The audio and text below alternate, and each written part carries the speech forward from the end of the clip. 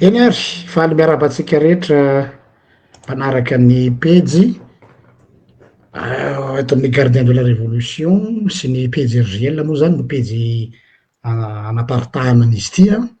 Mbola ho avy ny fotoana zay andehanany amin'ny web radio zay vao mitsangana dia ho hita eo ihany ho antsika miparitaka manerana an'izao tontolo zao. Androany no fotoana izay fanarahantsika isaky ny asabotsy hariva, ilay fandarana zay efa fanarakareo isan-kerinandro, le atao hoe carte sur table. Arak'izay anarany zay moa hoe carte sur table dia hoe aoka hazava ny resaka, fomba fiteny hoe andao hanao carte sur table, zany hoe tsisy zavatra miafinafina eto, tsy misy miolakolaka fa de mahitsy ialana tsiny sahady ho an'ny sofina zay mety ho sahirakirana mihaino azy, fa izay no antony ary zaho moa de tsy sasatra misaotra ny gars i Mark Zuckerberg so fa nisy an'itony fitaovana itony fa mba afaka mba maneho hevitra ny citoyen tsotra ohatranay fa ny any amin'ny canal de communication efa somary muselé ihany hoy zay ny sasany ka de rarotina zany ny zavatra ohatran'itony. Miarahaba antsika rehetra mpanaraka ny pejy, miarahaba koa ny Nosy zay miaraka manentana amiko eto zay ataon'ny mpiara-miasa ataon'ny gardien de la révolution, ao ny namana mpikambana ao ambadiky ny rideau zao fitenenana miara-miasa. Fa ny de lehibe indrindra de fatsika mandray ny vahiny, atao hoe vahiny moa izy androany fa tsy ho vahiny intsony izy aoriana ao fa efa miara-miasa akaiky am'ty tolona iramanina ty de ny tanindrazana zany ny firenentsika, zay samy tompontsika tsara mareny zay. Tsindraiky kely zay mantsy satria misy sasany ohatran'ny mitady eritreritra hoe misy manana monopole manokana am'le firenena, fa ohatrany hoe tsika ve zany en second plan, mitovy daholo tsika samy zanakin'io firenena io a, ka manana didy sy manana andraikitra tsy afaky hipetrapetraka fotsiny.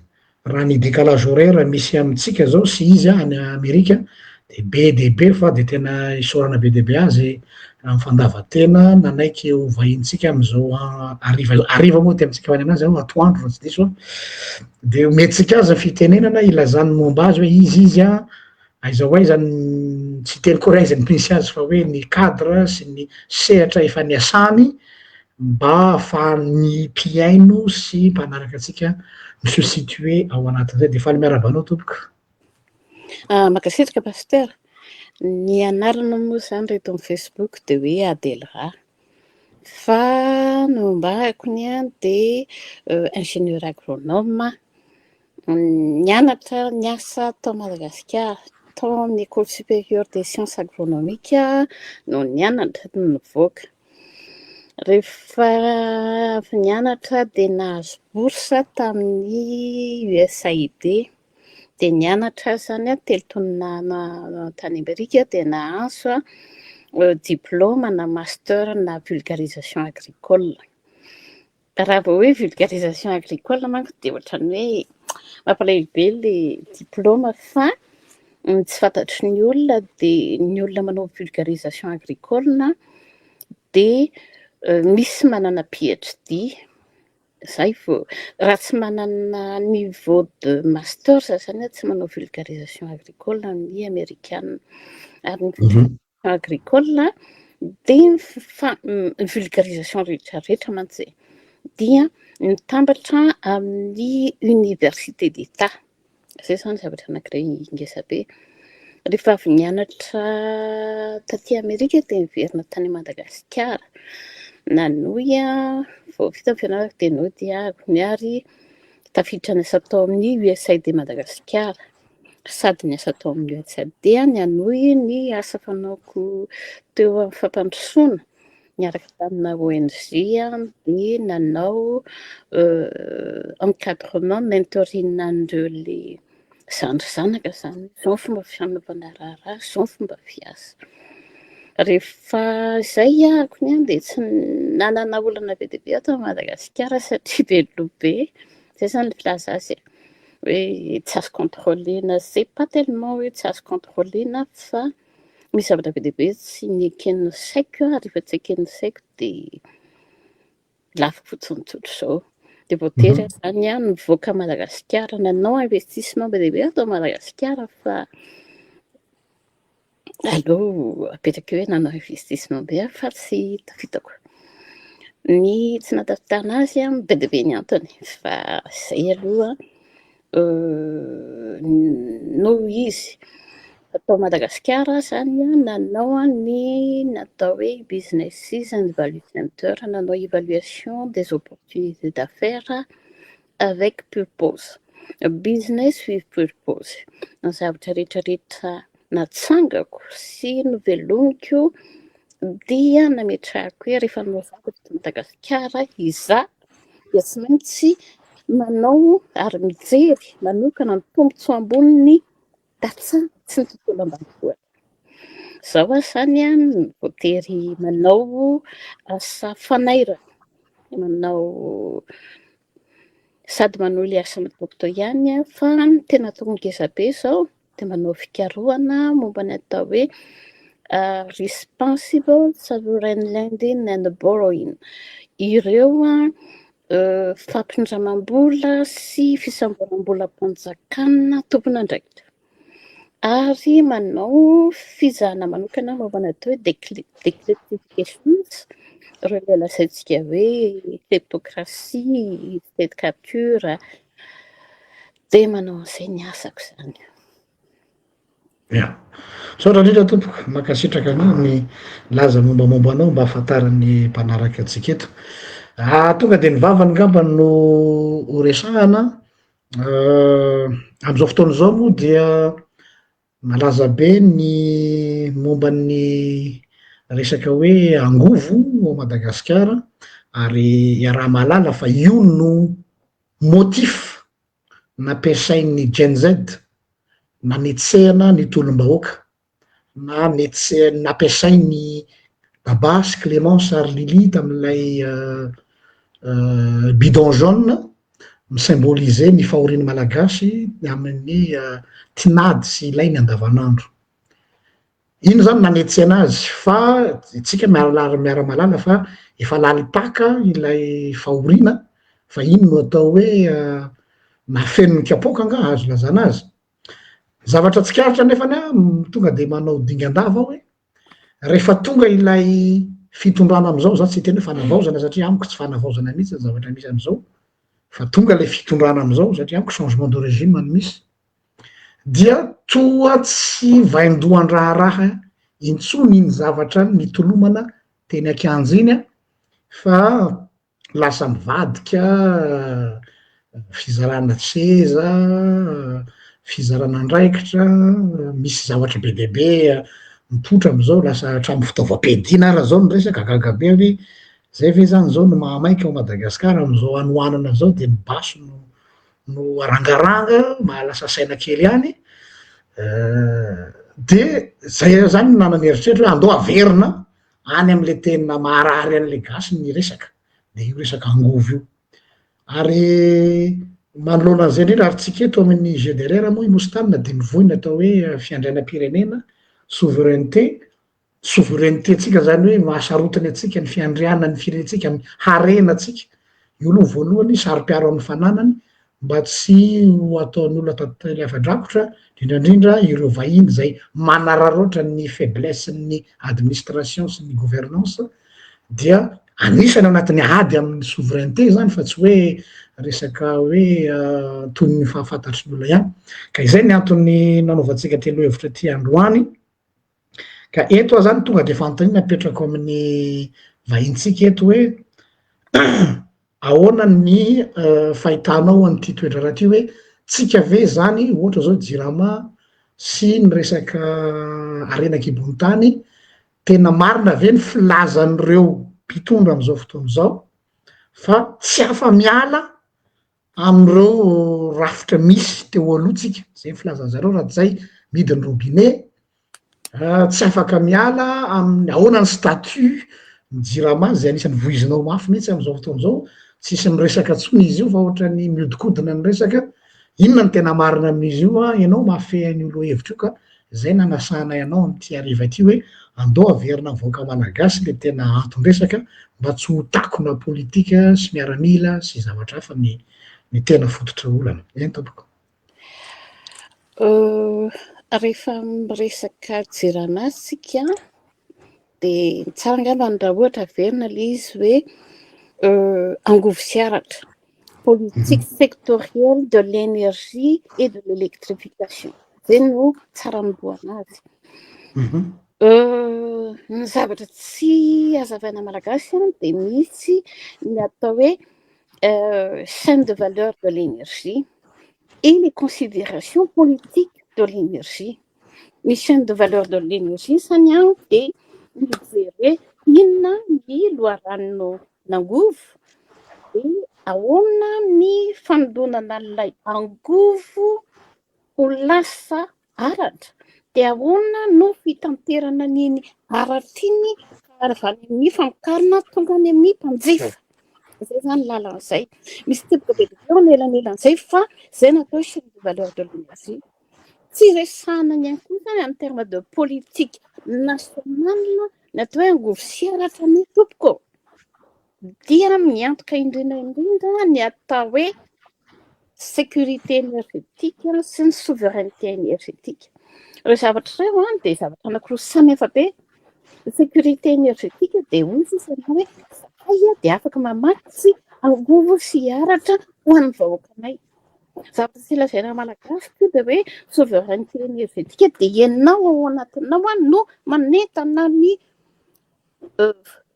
loharanon'angovo ahafahanao maka an'ilay angovo tonga aratra na fampiasana hafa.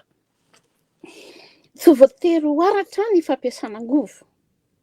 Ohatra fotsiny izao hoe rehefa ohatra isika hiresaka angovo entina tômôbila, angovo entina andrahoana, angovo entina mamboly, angovo entina mampiasa an'ireny fitaovam-pitaterana samihafa ireny. Izany rehetrarehetra zany a tsy tantarainantsika malagasy.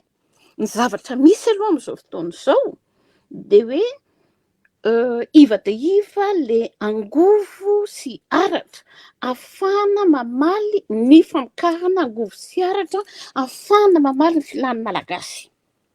Zay zany, tsisy resaka io. Ankoatran'izay nefany ekena apetrako ity ary atsoko ny manam-panahy hoe misy fahalovana kolikoly avy le tangeda be ao anatin'ilay hoe angovo sy aratra. Raha ny teny hoe manana potentiel ngeza be Madagasikara amin'ny resaka angovo. Raha ohatra isika izany miresaka hoe angovo biomasy, ny biocarburant, dadasika be Madagasikara afakantsika mamokatra angovo amin'ny alalan'ny katsaka, vomanga, mangazo, azo atao daholo izany rehetra izany fa tsisy resahana, afaka amokarana bioénergie izany. Ny bozaka sy ny fitantanana gestion et valorisation des déchets ataoko fiteny frantsay ilay izy fa tsy azon'ny olona hoe tamin'ny andro tany Chine dia io plan d'urbanisation io dia natao ahafahana manangona ny diky, ahafahana mamokatra aratra. Dia samihafa be zany hoe ny olona tonga dia mirehatra ny gazy dia mampiasa ianao dia mandro ianao amin'ny rano mafana, fa ao anatin'izay koa mamokatra aratra dia mandeha ny rano mafana dia mahazo rano mafana ianao. Fa ny Madagasikara zany izao sady tsy manana an'izay angovo sy aratra izay, tsy manana an'ilay angovo tsara aloha gasy zany dia efa tsy misy. Zay tsy hoe hatramin'ny farakely fa hatramin'ny efa lehibe dia niaina tamin'ny charbon sy ny kitay. Dia za dia nampianatra mihitsy ny mambolé de frozia manodidina an-tanàna fa azo natao azontsika atao kitay ireny. Ao anatin'izay rehetrarehetra izay zany zavatra tsotsotra ohatran'izany no anazavana azy fa tsy resahana mihitsy zany ao Madagasikara. Zavatra mamaika ny olona ary matezitra be zany. Za personnellement amin'izao fotoana izao dia le hoe ampidirina EDF, ampidirina ny Turc, ho ampidirina an'izao azafady re tompoko, azafady apetrahony tongotra. Zay zany takiko amin'ilay mpanao politika, apetrahony tongotra. Inona mahatonga anareo manao politika? Ny ilananareo manao politika dia tsotra, ny ampanankarenanay malagasy. Dikany rehefa tsy mampiditra vola ho an'ny malagasy ny zavatra ataonareo dia adaboy. Zany EDF zany efa mivazavazaka be teo. Ahoana moa nanikiko hoe manerana zao tontolo zao dia 1 million de dollars ny mégawatt installéana hydro, dia itsika manan-karena be ngamba antsika dia anaiky tsika hoe antsika ataontsika 4 millions de dollars. Dia ohatr'izay koa volobe dia manontany ny olona ianao fa maninona ny olona no 1 million de dollars dia maninona ny antsika no 4 millions de dollars tsy misy valiny. Ao anatin'izay mbola zaraiko fa zaraiko mba lehibe hoe ntsika nahazo fanadina tamin'ny banque mondiale nanao ny ESMAP ary USMAP io énergie source mapina dia namoaka ny atlasy zany hoe cartographie an'ireo small hydro sy ny énergie hafa. Ny tiako lazaina raha manamondrotra mamerina fanazavana rehefa manao politique énergétique et d'électrification ny olona dia ny zavatra mitany voalohany dia hoe supply, tool and demand. Dia ho an'ny ao Madagasikara zany dia izy ny banque mondiale sy ny rehetrarehetra hoe inona koa izay malagasy zavatra ilana inge dia ampola efatra ampola efatra dia asefiko izy manao ampola économique.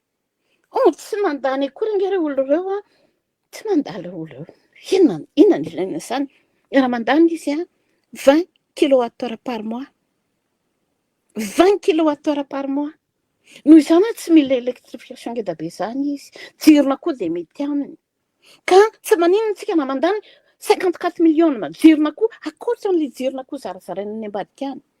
Toy izao olereto quel choix politique devons-nous prendre pour qu'on puisse injecter 54 millions de dollars pour les Djurnakou, mais on est incapable de revoir en profondeur les recommandations de l'ESMAP qui nous dit qu'il y a énormément de petites unités de moins de 20 mégawatts qu'on peut installer à Madagascar pour pouvoir envisager d'approvisionner les petites villes en termes d'électricité et d'électricité qui peuvent d'emblée relancer votre économie. Tsy misy zany à Madagascar. Misy zava-dehibe natao tamin'ny aderana nanomboka. Zaraiko eto maika be daholo zany. Tamin'ny aderana nanomboka dia hoe ahoana ny fampiasana ny taloha, hevitra taloha hoe ny fampiasana ny vapeur ho source na électricité dia nanao ny politika an'izany tao Ambatoboeny reny toerana rehetrarehetra reny izay mpamboly vary dia azakana biomasse dorana naovana chaudron dia manodana électricité maninona izany tsy voisin'ny malagasy. Zany rehetrarehetra zany tiana lazaina dia hoe misy politika tsy mitombina eto Madagasikara. Za zany je refuse ary etsokony ZNZ hoe dana verina ny andalambe raha sanatry ka noekena momba ny EDF avy areno eny an-dalamivy ireny eny an-dalambe avy ireny takio inona mangarahara momba an'io turkio avy areno ary antan'io inona nanjara volanareo raha nanao an'izany hoe hydrogène minisy pico nucléaire inona nanjara volanareo. Ny zavatra tsy anontanian'ny malagasy pastera sy mofana dia tsotra ahoana no andraisana fiarikarana anankiray ka mahatonga ho asa miteraka asa ho iaho asa fena asa maharitra asa mitondra fidiram-bola mahavelona ka rehefa ny tena fidiram-bola mahavelona tsy hoe rehefa mandray 5 millions le olona ho averiny foana le gasy mahazo le 2 milliards d'ariary tena izany mpanankarena indrindra fankarana nge manao 2 milliards d'ariary fa kaikin'izay rehetra izay ny tena matetritra dia hoe ny fanjakana koa mibaby 2 milliards francs 2 milliards de dollars dia le gasy mahazo 2 milliards d'ariary fa ny fanjakana dia mibaby ny trosa amina milliard Zay zany zavatra tokony horesahana ary mahatonga an'le hoe miakatra ny feo, miakatra ny saina hoe ndao zalahy, misy zavatra be dia be azo atao eto Madagasikara, misy zavatra be dia be azo atao eto Madagasikara hamankarana antsika mianakavy fa atahoy. Za zany dia miteny matoa rotsaka, potika, jirama dia satria ny mpanao politika.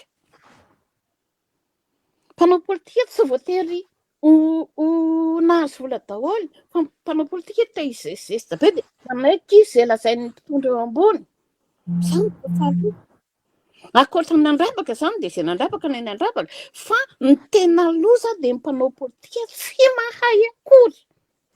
Mahazo inona saby tokony ho ale, inona no adidiny eo amin'ny toerana raisany volany fa mba aoka io.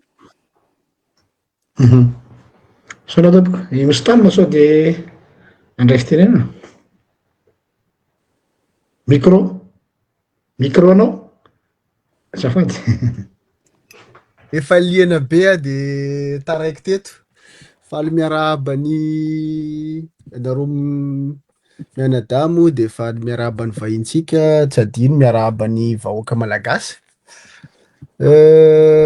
Aleo tonga dia aleo tsy adintsika le mizara amizay bazarao amizay moa tsika efa tsy mahazo televizion sy radio dia mba mandehandeha ry namana isany aza adino mizara.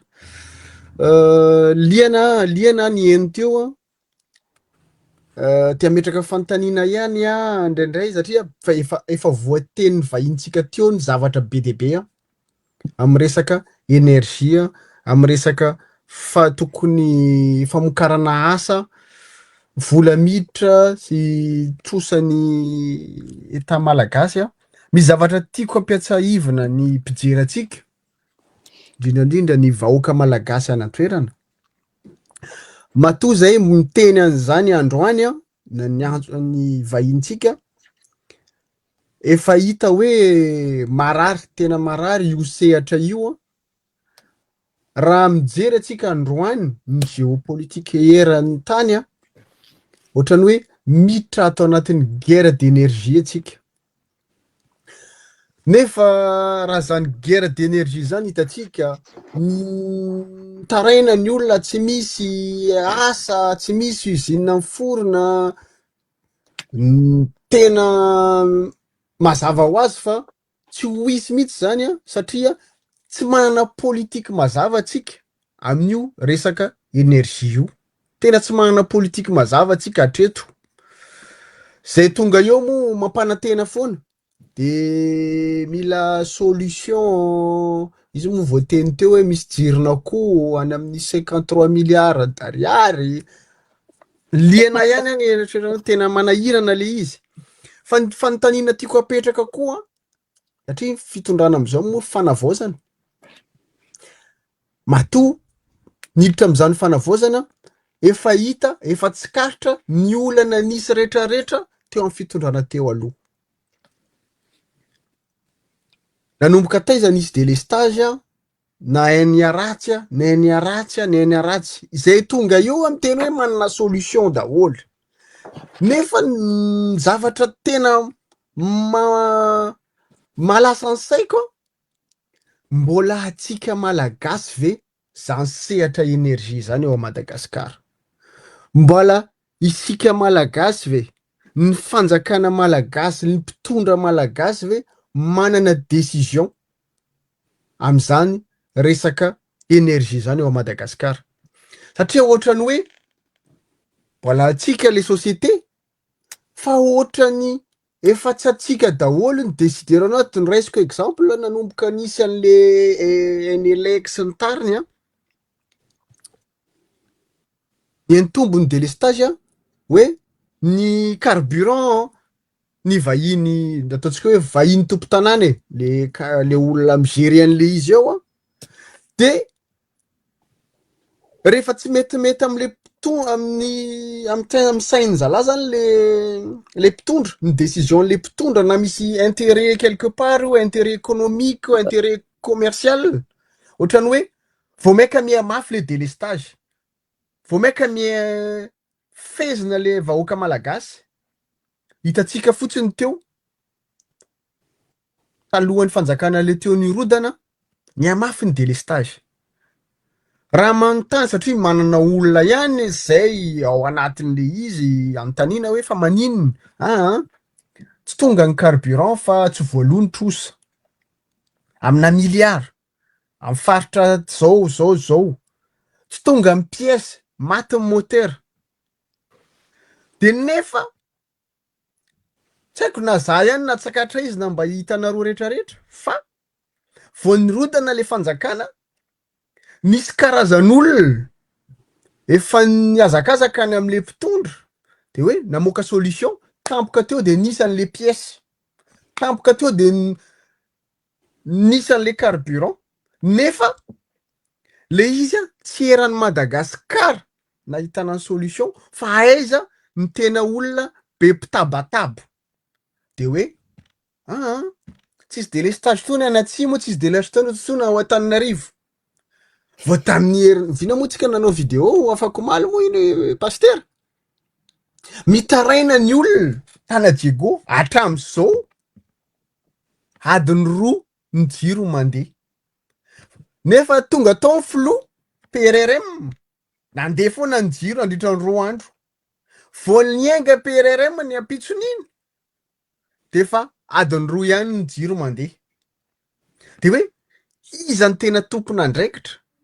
Nefa hitatsika moa le mpamono afo rehetrarehetra efa miakatra plateau, tsika moa tsy mahazo plateau ato amin'ny gardien de la révolution malheureusement fa le mpanohana fitondrana any amin'ny plateau any amin'ny télé miteny hoe tena miasa be le fanjakana am'izao mivoaka ny pièce nandeha motera nandeha an'izao. Zay zany tiako atongavana hoe le fanontaniana tsy haiko apetrako amin'ny olona rehetrarehetra raha apetrako amintsika ihany hoe isika ve mbola tompony amin'io resaka énergie au Madagasikara io de inona ny politika mba mazava hitondrana an'io satria ohatra mivahiny teo moa vao resaka teo ny EDF.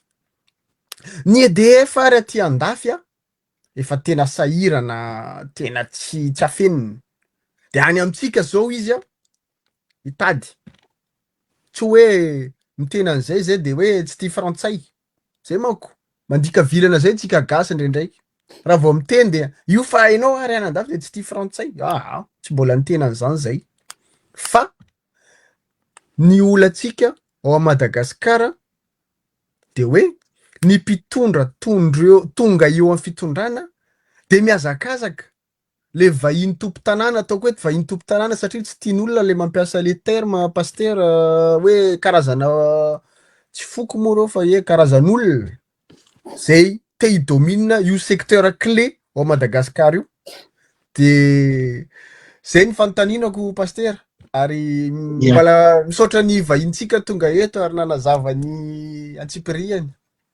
Dia amaly an'izay moa izy fa manaraka sady mijery commentaire an'olo eto hoe misy fanontaniana todiky ny olona amin'ny madama ato zany hoe hainao ve ozy izy madame Adèle ny tantaran'ny centrale ivoloina maro atsetra anarina ny courant ajanona ny turbine sasany satria ireo réseau existant aloha tsy mazaka le production moa ny transport mamonjy ny zone hafa tsy vita efa niova ve zay moa ny soratry le olona ato de ampitaiko le izy zany fa tsy mipoitra eto amiko fa somary mijery kely eto ambadika sora tompoko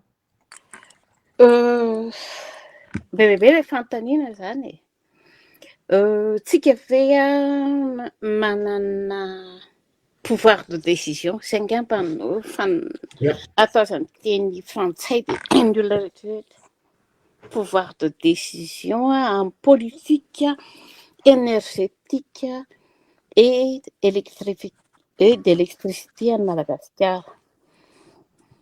Tsara ny mampafantatra ny be sy ny maro fa ny réforme clé tamin'ny sehatra angovo sy aratra secteur énergie et électricité de natao tamin'ny 1996 ary lasa lalàna mipetraka tamin'ny 032 lalàna 032 1998. Inona ny zavatra lazain'io lalàna io? Voalohany dia natao ny famokarana ny électricité. La production de l'énergie électrique a été ouverte au privé. La production de l'énergie électrique a été ouverte aux entreprises privées. 1990 zay ny teboka voalohany. Ny teboka faharoa tao anatin'izay dia hoe ny JIRAMA dia tsy mahazo manitatra intsony ny réseau eo am-pelatanany. Fahatelo, natsangana ny agence pour le développement de l'électrification rurale amin'ireo zone rehetrarehetra tsy nisy ny JIRAMA. Ny JIRAMA dia manana 114 le lazany hoe station isolée izay novatsiana aratra tamin'ny alalan'ny angovo solika gazoaly. Rehefa natao farany napetraka ny Fonds national pour l'électrification FNE. Izay raha ohatra hitantsika dia tao anatin'ny facture dia misy hoe contribution amin'ny FNE. Natao hanitarana ny réseau électrique. Réseau d'approvisionnement d'électricité. Resako teo hoe za tsy experte amina resaka électrification. Je ne suis pas une ingénieure en électricité engineering. Ny zavatra fantatro nefa en terme de politique, zay no asako, zay no arahako. Voalohany indrindra, inona ny olana be ao Madagasikara? Ny zone de concentration urbaine dia tsy any anatin'ny zone de production d'électricité. Ny dikany, rehefa manao an'ilay lazaiko teo hoe tiany angovo fototra dia mila ahodina, dia mila taterina, dia mila tsinjaraina, dia avy eo mila atao varotra azy. Zay lavabe izay zany dia mila teknôlôjia ngeza be. Ohatra fotsiny lazaiko aminareo hoe raha ny tany mandroso rehefa jerevy mandeha any Europe tsika dia misy an'ireny ligne ngeza be ireny mitondra électricité amina 220 000 kilovolta. Ny any Madagasikara aizitsika mahita an'ireny? Tsy dia misy. Ireny dia mila transformateur hoe tiany famokarana dia rehefa izy dia avy eo izy transformena au moyenne tension, basse tension, ampiasain'ny tsirairay. Les transformations mampiakatra anazy ho avy be ary ny transformation mahatonga anazy ho azy tsinjaraina dia miteny ny olona hoe madamo izay nge eto fanadina tsy raha mafana fa izay tsy mahazo électricité satria na izay ary dia tsy heveriny malagasy hoe ahoana ny vidiny. Dia raha miteny ilay olona hoe madama ariana fotsiny rano aty aminay dia satria ny antony na ho ampiakarinao ary ny puissance de production dia tsy nivoatra mihitsiny ny capacité de transport et de distribution an'anatra ao Madagasikara. Miditra amin'izay famatsiam-bola ary. Inona zavatra azo lazaina? Efa elabe zany Madagasikara no nametraka ny politique énergétique. Ozy isika atao ny laner atao zao. Manana fahefana mandidy satria izay ilay hoe est-ce que nous avons le pouvoir de décision dans notre politique?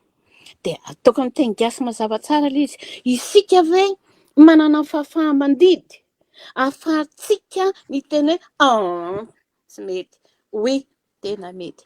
Zavatra olana be. Voalohany indrindra aloha misy ireo club izay malala ny fandehan'ny vola a Madagasikara. Ka raha ohatra ianao anontany hoe ahoana manana fahefa-mandidy ve isika, dia hozy izany hoe izy zany le mitanina an'ilay pouvoir de décision, izy mitana an'ilay fahefa-mandidy.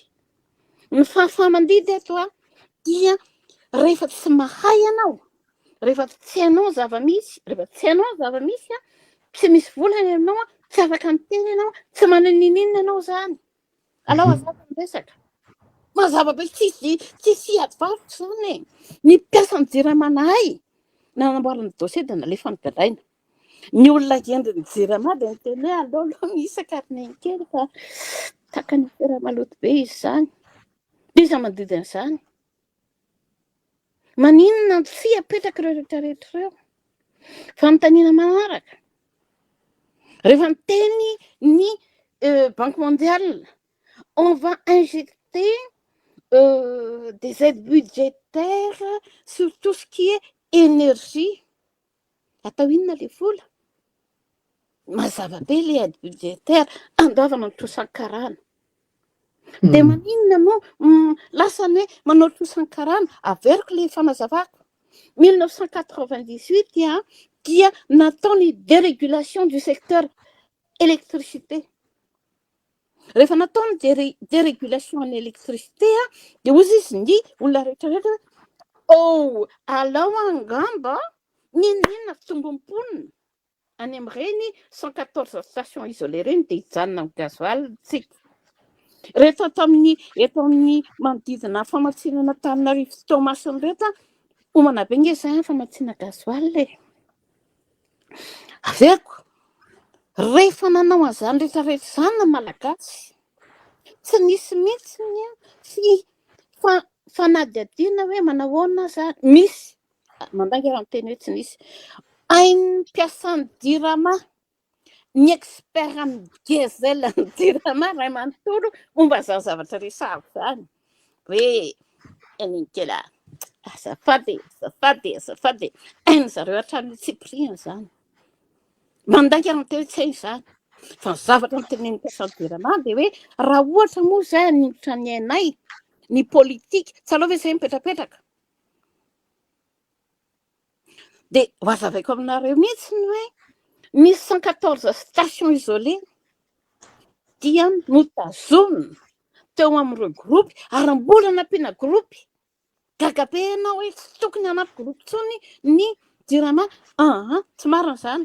Tao anatin'ny fitondrana ny fandimba dia nisy 73 gropy napetraka. Manao an'ilay lavabe fotsiny hafa maninona. Satria ny gropy ireo mpanao politika alao azava ilay izy vakina. Ny mpanao politika ny maka an'ilay gropy ao e. Mpanao politika ny maka an'ilay izy tonga dia manodina dia mivarotra e. Faharoa fantatry ny karana anie izany e. Dia hozy izy ny karana izay koa mba mihinana ka ngahy lavaka miteny anay. Isany afaka miteny anay. Fahatelo efa nizaraiko tany olona rehetrarehetra hoe ahoana moa zalahy no lazainy ministritsika. C'est un ministre, monsieur Rasolason no miteny hoe ao anatin'io famatsiana angovon'ny JIRAMA io dia maka 1080 dia nakatra 1330 ariary par litre de gasoil nalain'ny fanjakana afeto. Iza nanao an'ilay audity. Dia izany ve itsika no hiteny hoe manana sa tsy manana fahefa-mandidy tsika. Manana fahefa-mandidy tsika fa zavatra diny mpitondra atsika mameno ny paosiny. Alors hitsy be ilay izy. 1330 ariary dia niteny sareraka. 20% io.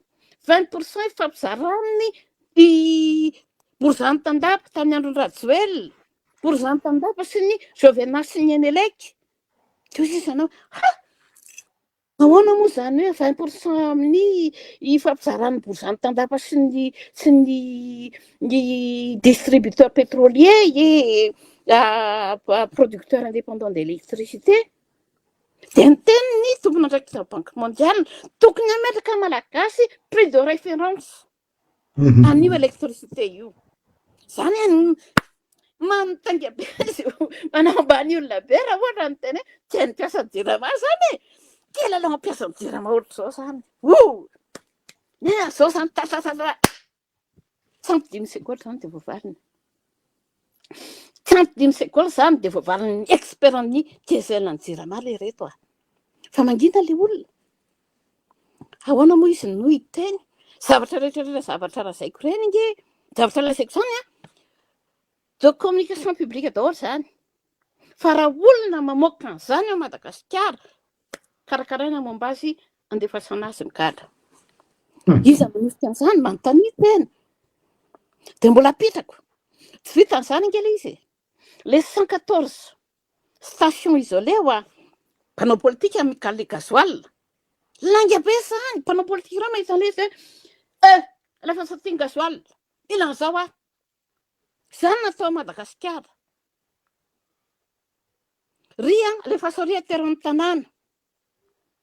Tsy afaka miteny ilay mpiasa kely dia mba manao koa izy. Zany rehetrarehetra zany manahirana be hiteny hoe manana fahefa-midy ve tsika sa tsy. Mampiasa ny zavatra tiako zaraina koa. Rehefa natao io dérégulation io dia ny zavatra mitranga dia fantatry ny olona hoe rehefa azony lalaovina ny mpiasa mpandidy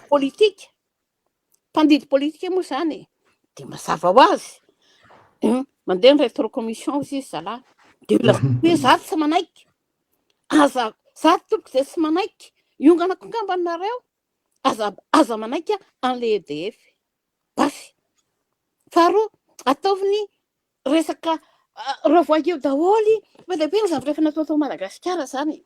Ohatra mampieta poubelle izy ary matezitra satria raha izay évaluation natao nomboka tamin'ny 1996 à 2026 telopolo taona zany dia inona ny décision tokony raisina? Maninona tsy mety voaray ilay décision? Mametsy ny mpiasa amin'ny banque mondiale tsika marina misy antony be dia be. Ny antony dia ohatra zao teneniko nareo mampanao évaluation banque mondiale, manao évaluation ny JIRAMA dia izy banque mondiale non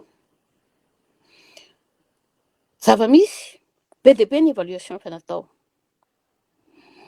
tamin'ny nanomboka 2005 2004 ny ministra Ramanatsoa niarina asa ta WWF nandeha nandrefindrefin-drivotra nandrefindrefin masoandro nandrefindrefin potentiel énergie éolien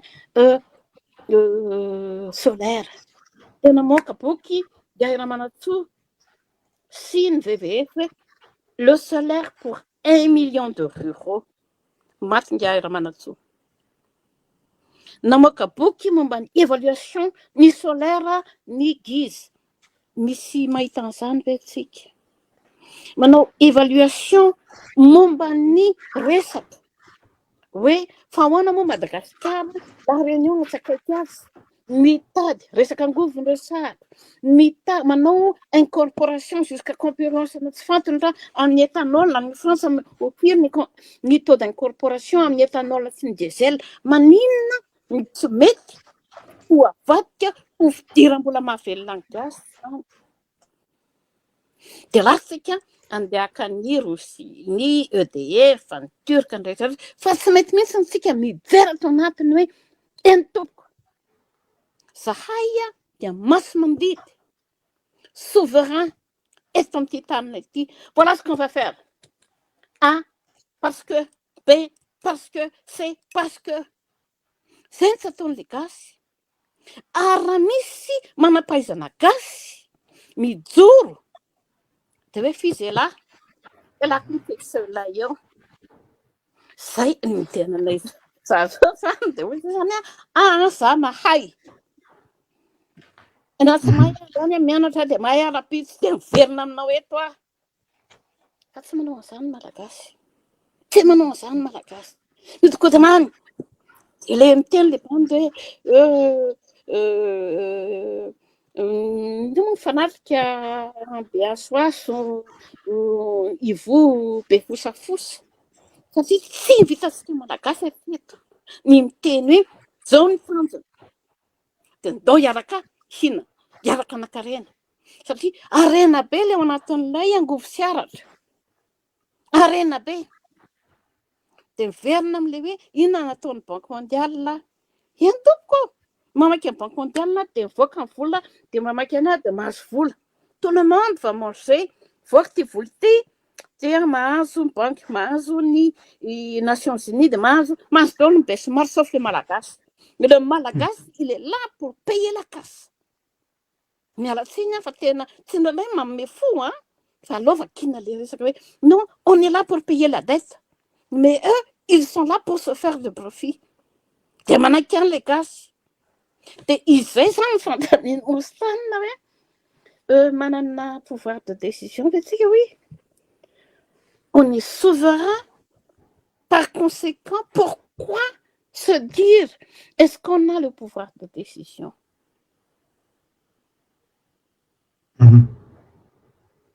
ya menanao atao zany dia lasa ansaiko misy olona manao commentaire moa ao dia araratiko maka an'le commentaire sady avadiko ma manière le izy ary ny tena hoe abadona mihitsy zany tsika laingana mihitsy zany tsika hoe tsy maintsy mandalo am'zareo na le tsy maintsy mandalo moa eo le miarasa hoe tsy maintsy ny fepetra ny zareo no arahana raha ohatra ka mba te ahita-jiro kely mitsilopolopy araka le teninao iny hoe reto ihany ny ato anareo dia misy miteny hoe ianao ve madama raha tendrena ministre ny angovo izy le olona ato le olona manoratra atao dia avadiko le izy hanaiky ve dia miavako le fanontaniana hoe ho tendrena ministre ihany ianao ohatra na ho tompon'andraiky mpanjakana amin'io lafin'io hoe ho zakan'ny mpamatsy vola ve ny fisian'ny olona ohatra anao sy ny mpitondra izay ray petsapetsa am'zareo ka tsy araky le teninao zay hoe nanao an'iny zao izy anao le olona tao dia nakaiza izy fa maty fa tena mipetraka zany hoe raha tsy tsika tsony tsy manana fahefana tsika manana fahaiza-manao araky ny asehoanao azy zao fa tsy avela hampiasa le fahaiza-manao manoloana l'izy ahoana ny fahitanao zao hoe raha ohatra ve zany ka tena mijoro ny manam-pahaizan'ny malagasy afaka manery ny bailleur de fonds fe tsika am'le hoe itsika ny manana ny politique énergétique atsika fa tsy zareo no midikte azy aty amitsika satria zay mantsy ny argument foana voiziny zareo mpitondra am'izao zany hoe tsy maintsy manao continuité zay vo continuité de l'état manaraka ny ohatrany hoe tenin'ny mena sofina hoe tsy maintsy ity tsy maintsy ity tsy maintsy ity tsy voanao rery zao fa amy côté lafiny économie zao misy namana koa atao amy GDR expert en économie de hoe non tsy ny banque mondiale ny mametraka ny politika ny économique atsika fa itsika no malala zay mety amitsika kanefa le sens zany lasa zareo no mandidy sy manapaka nyrehetraretra ahoana ny mety ho faisabilité an'izay ve possible sa de hoe tsy maintsy ho tratra nitsindritsika eo amy lafin'le lobbying zay no malasa sianakely alohan'ny amaly moa misy zavatra tiako amafisina kely paster mialatsiny mandray fitenenana tsara zany fanontaniana zareo zany fa zay hiaro ny vahintsika aloha zay hiaro olona tsika aloha satria am'le kely expérience kely nananako amy politika de sady am'le nresahany teo itenenako an'ity raha nieny daholo zany isika rehetrarehetra malagasy am'izany teneny vahintsika teo de hoe namaly izy antsipiriany de efa matetika tenenay eto amy GDLR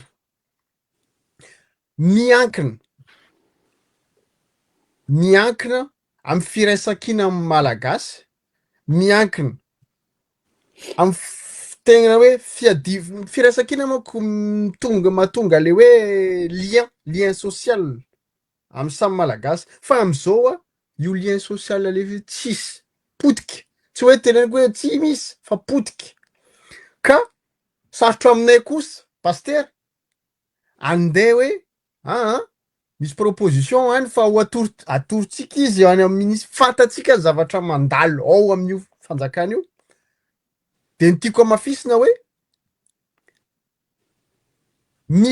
mila aloha tout d'abord question préalable zany hoe président souverain mahaleo-tena afaka hiaro ny gouvernementany hiaro ny ministrany zay hiadanao ny asany ohatra ny tany amin'ny troisième république deuxième république a tiany président mibaiko ny ministre fa am'izao manko ny ministre rehetrarehetra tsy mandray décision raha tsy mahazo baiko ny président ninona programme atao anaty ministera rehefa tsy miaraka nefa am'izao hitatsika am'izao mialatsiny fa tsy manambany olona azafady fa tsy matapaka zavatra ny fitondrana am'izao ka raha ohatra ka ny vahiny ao Madagasikara izay mibaiko ny sehatra économique ny sehatra stratégique am'izao nefa tsy misy firaisan-kina malagasy ny malagasy rehetrarehetra faly manao merci faly manao bravo fa isika zao ane fahavalo any tsy hoe fahavalo mpitondra be de be tsy haiko pastera tsy ampianariko anao am'izany isika zao fahavalo satria miteny zava-misy zany eritreretan'ny ankamaroan'ny malagasy atsika am'izao nefa zavatra hoe hitondra sosokevitra hitondra solution any amin'ny fiainana ny zavatra hoentitsika de tsika ny fahavalo alohan'le mpitondra manao fahavalo atsika tsy maintsy misy le olona mampandrombo azy a manao tsika fahavalo fa ny anahako tonga de tereniko hoe ny olona anay tsy omenay a rehefa tsy maka décision aloha ireo mpitondra reo hoe io ary savy ireo andravan'ny institution zareo aloha ajanoko eo misaotra mialatsiny nanapaka fiteny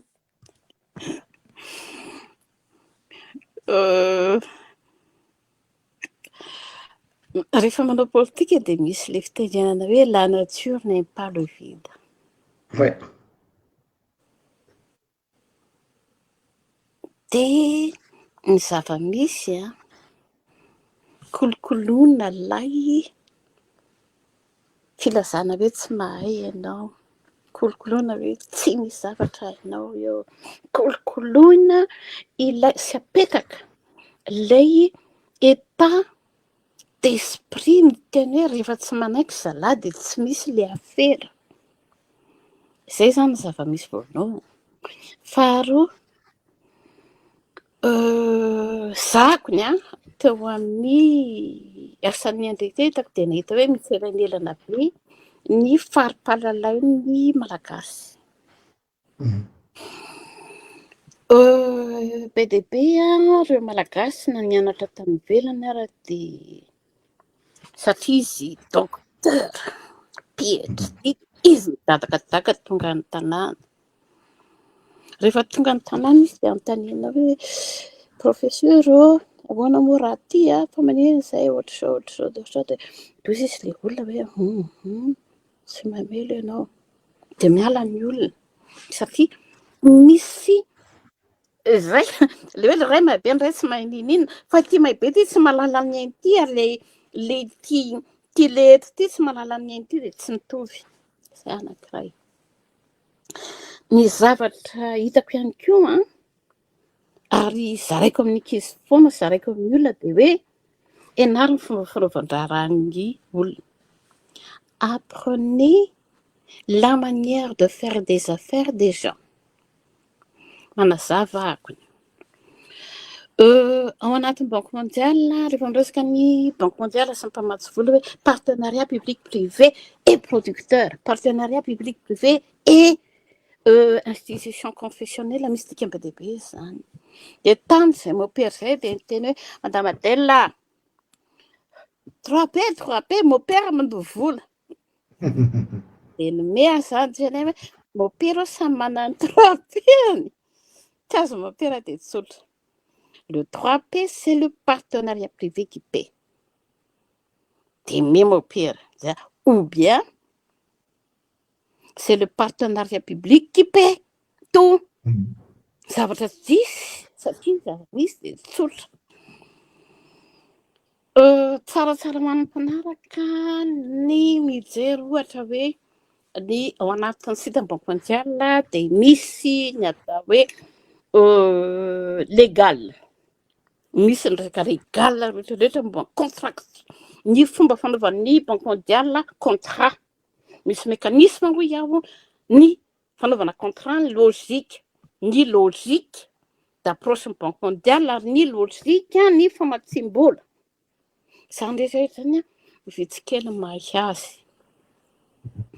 Dia raha miresaka angovo fiaratra zao tsika dia ny zava-misy dia hoy izy ny banque mondiale apetrahany partenariat public privé, apetrahany privatisation. Dia rehefa tonga anatin'izay rehetrarehetra izay dia izao no tenenin'ny banque mondiale. Kanefa ny ao misy mesure izay lazaiko teo hoe tokony napetraky ny olona ve ny coût de référence ana électricité au Madagascar. Kanizany izy dia manana coût de référence amin'ny fanjakana hoe ohatrino tokony amokaranao ny angovo sy ny aratra omenao amin'ny JIRAMA ka tsy lazainao fa hoe 2400 ariary no vidin'ny kilowattheure. Toy izy ianao hoe hoaly mitsangam-bolo be ahoana moa tompoko mahatonga izy hoe 2400 ariary ny kilowattheure nefa raha ohatra ka izay rehetrarehetra zany dia mila olona manam-pahaizana. Hainy ao amin'ny JIRAMA zany ma fa rehefa ohatra kosa ka le mpiasa tokony handray ny fanapahan-kevitra tsy omenao joro izy tsy omenao fahefana akaka fanapahan-kevitra fa izy tsy valiny. Be dia be mpiasa amin'ny JIRAMA resaka aminareo zavatra manokana haingana be ohatra resaka fanamboarana poteau izy ny député Fidèle Razanapierre. Raha ny JIRAMA manao ny poteau dia 1 million d'ariary ny poteau. Raha ny vahiny privé no manamboatra poteau dia tafakatra 4 millions d'ariary. Toy izy ianao hoe entre 1 million d'ariary sy 4 millions d'ariary ny resaka vola e. Dia vero fa 100 000 poteau no farafahakeliny 170 000 poteau no vokarina. Amin'izay elanelana 3 millions d'ariary izay. Ohatrinona zany ny surcoût izay mihodina ao lamosiny malagasy kely amin'ny resaka poteau fotsiny. Jerevanao ny vola samborina momba amin'ny poteau efa miakatra 160 millions de dollars. Dia izy ianao hoaly dia izany ve dia azoko ekena. Dia nefa ny ao Madagasikara mpitondra raha tenenao izany tokony tsy ekena iray io. Tsy micomprendre ny mpitondra. Ahoana moa ity asa fototra ny JIRAMA 50 000 dollars dia mahazo fitaovana amokarana poteau. Manina tsy mividy fitaovana famokarana poteau anakizato arivo amokarana poteau eto Madagasikara. Ka rehefa vokatra tonga ny 50 000 dollars fois 1050 millions de dollars efa manana poteau tsika ho an'ny firenena iray manontolo. Kanefa izao tsika dia manana raha masinoa 150 millions de dollars amokarana poteau dia tsisy ny teny. Dia miteny ianao hoe misy tsy mety nareo atao amin'ny banque mondiale. Iza manakaiza izao zavatra izao e. Iza malagasy miteny. Dia rehefa le resaka aratra ihany dia hoy izy ianao hoe le aratra anie sao dia tokony hampiditra vola be tsika ho amin'ny isam-batan'olona. Maninona no karana daholy no mahazo ny famatsim-bola. Mizara izany satria resaka aratra no resahantsika eto. Nisy vola 3 millions plus 5 millions any amin'ny ranotsiriana teo ilay izy tsy latsaky ny 10 millions de dollars. Rehefa nahazo an'io vola io ny zany ONDF organisme ny développement ny tsenan'ny famokarana aratra dia nametraka ny Fondesim. Le Fondesim lazain'ny ny promoteur fa misy 97 millions de dollars ao anatiny. Wow, vola zany le rehetra. Fanontanianao natao izay. Ray hatramin'izao janvier 2025 ilay izy no nivoaka. Anontaniana ny olona nivelany mahalala momba ny projet de Simy io. Olona ray no nahazo famatsim-bola orinasa gasy miaraka amin'ny orinasa vahiny. Fa maninona tsika malagasy tsy maintsy manakena zany conditionnalité amin'ny banque mondiale zany. Inona nampiasana vola 97 millions de dollars. Maninona tsy resahana hoe ity vola 97 millions, ity ny évaluation-ny ESMAP. Ahoana nampifaditsika menakavy andreo rehetra reo arakaraka ny lazain'ny nouvelle politique d'énergie NPE tamin'ny 2015-2017. Tsy manao an'izany tsika. Satria maninona? Tsy sy nanan-karana raha manao an'izany vavy zany ianao dia bory mombanao tapaka iloha menavozo.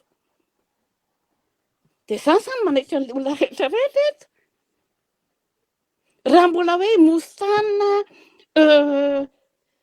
akamandeba pastera kristiana zay islamo io ramatoa io inona zay no mbola jerevina tsy anao tsy makaisika satria ny olana fototra c'est le fond de problème qu'on ne veut pas adresser. C'est le fond du problème qu'on ne nous laisse pas d'apprendre. C'est le fond du problème qu'on essaie d'ignorer pour nous tenir dans le noir. Dia manontany hoe tsika souverainiste fanontanianao anaty zay si vous ne connaissez même pas qu'est-ce qui se passe dans votre pays. Comment pouvez-vous être souverainiste?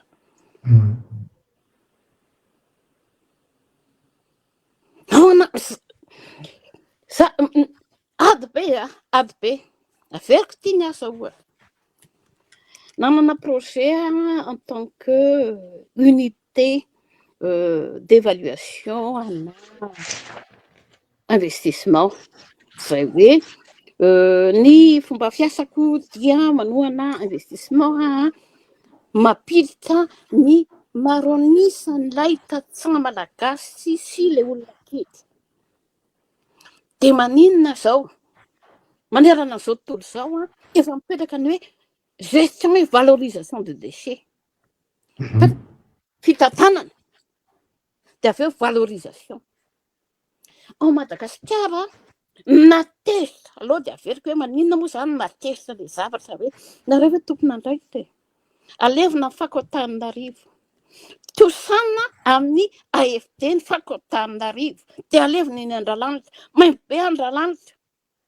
Ny fako tsy mety voatatitra. Tsy manana solution tsika.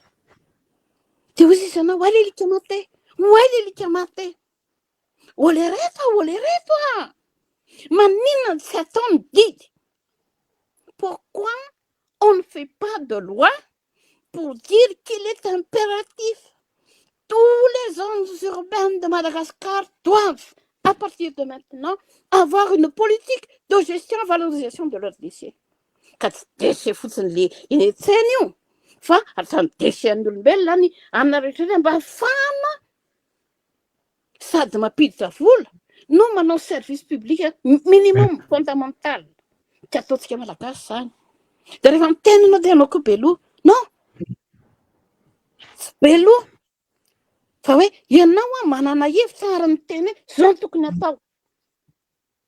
Didinany minimum manana eo amin'ny 60 zones urbaines eny tsika. Raha tomboka amin'izay aloha raha mba tomboka amin'izay hoe didinina reo menakavy mairan'ny zones urbaines hanao ny politika anareo momba ny fitantanana ny fako gestion de déchets sy ny DIC. Ka rehefa avy eo tia ny zavatra anankiray mampalahelo be manao projet hono le vazaha crédit carbone crédit blablabla le vazaha mahazo vola be fa le gasy ity zany vola. Dia hoy izy ianao fa zany ange tena tokony ao anatin'ny clean energy mihitsy zany ange tokony azahoan'ny malagasy vola ka tsy vola ho an'ny isambalan'olona atel fa hatramin'ny commune ny fanjakana foibe tokony azo vola amin'izany ary zany hatramin'ilay olona kely madinika mitatitra fako satria raha vidinao ny fako aminy hoe zay fako tonga an'lisany eto amin'ity unité fanodonana zordir ty dia vidina zany kilao mizakazaka daholo ny olona rehetrarehetra manangona ny fako vidira mbola mahavelona ho an'ilay olona politique quoi je passe tous les matins pour votre fako mandalo isaka manala amin'ny amin'ny sivy maka ny fakonareo menakavy maka ny fakotsika diovina daholo ny tokotany diovina ny lalana satria zako ny dioviko daholo daholo zany rehetrarehetra zany mahazo vola raha riana mandoha vola eto aminareo maka le izy tereninareo amin'ny fako aterinareo dia zao ny anjaranareo amin'ny fanadiova dia le fako taterin'ny olona kely iny miteraka fidiram-bola ho an'ilay olona kely fa diovana ho antsika menakavy ary zero sy aratra ho amin'ny sy maro ho zany manana souveraineté ve tsika amin'izany inona ny tsy andidintsika amin'izany misy olona maneritsika hoe tsy mahafaka manao an'izany fanapa-kevitra zany nareo no malaraka be mihitsy sika ka le fanapa-kevitra fa tsika no tsy mety aka ny fanapa-kevitra sarotra be zany vao manomboka dia sarotra be zany na efa nanomboka nijery zay ahoana ny ahafahana manao an'io fitantarana ny fako sy ny zordira de ménage io teo Antananarivo ozy izy ny tompona ndraikitra voalohany ohatra ny mila sinínareo ohatra ny sinínareo satria le fanjakana be tsy nanao an'ilay izy ka nandida numero io ianao tompona ndraikitra ianao ataovy ny fanaovana ny fitantanana ny fako sy ny valorisation fitantanana fotsiny io matsarana be Antananarivo io Samboa sy ny commune urbaine de Antananarivo gasoil tantanana ny fako fandevenana ny fako vola mivoaka daholo tsotra malagasy zafady isola donko raha feny zany dia zao hoe tsy mahantra atsika fa mampahantraina zay ny marina ary zafady corsaire zafady iampahantraina atsika fa tsy mahantra azafady pastera zafady tapahakeurinao manko hoe io le hoe zalahy ihany ny diso ampatraina raha zay no nareo mampandratena amin'ny tsy fandraisanareo andraikitra miala tsy fandekariko kely ny feoko aza miala andraikitra zalahy ihany ny diso no itsika mampandratena atsika eny tompoko misy zavatra manitikitika tamitenenao teo ataontsika mahitsy moa ny resaka ary ianao zay ny afantaran'ny olonao koa fa ianao mahitsy dia mety aminay tsara mihitsy zay maninona ozy ianao ny karana daholo no mahazo ny tombotsoa amin'ny zavatra rehetrarehetra ny amin'ilay resaka momba ny angovo sy ny sisa amintsika io tonga daoko mahitsy ny teny hoe zay olona sa ikitika an'io resaka jirama io ve zany de efa namany manongana ny tenany na mamono ny tenany satria misy réseau na mafieux mihitsy ve zany autour du pouvoir fantanina azy zany zay fahitanao azy ary atraizany ny alalipakany io zavatra io tsara ampahafantarina ny malagasy hoe ahoana le système mafieux amin'io zavatra io mahatonga an'io zany hoe lasa ao zany le centre névralgique am'le resaka kolikoly kolikoly moa misy be dia be fa io moa zany no tena mahakasika atsika manokana am'izao fotoana zao zay ny mba fantanina ataoko mahitsy be aminao madame resaka jirama be dia be ny fomba anaovana ny captation de l'état le kolokolo zavatra voalohany tokony fantatry ny malagasy dia mazava be any source transformation production transmission fantatry ny olona zany fantatry ny olona ny tokony rendement amin'ny production ny électricité na inona io katsy mazava be Ozy izy mijery 5 secondes. Matola izy mipetraka dia ao anatin'ny mpitondram-bony no voatazony karana ary kolokoloin'ny karana. Dia izay no mapetraka teto hoe ny teny Banque mondiale, les responsables de l'État malgache doivent mettre le coût de référence dans tout ce qui est production d'énergie. Voalohany, izay coût de référence zay. Faharoa, averiko ianareo hijery ny dirimaizina nataon'ny Transparency International. Ozy izy ny Transparency International hoe raha toa ka ao anatin'ny lasaloha miverina kely tsika, ao anatin'ny fifanarahana Banque mondiale dia misy ny atao hoe partenariat public privé ka amin'ny électrification izy dia misy ny atao hoe PPA,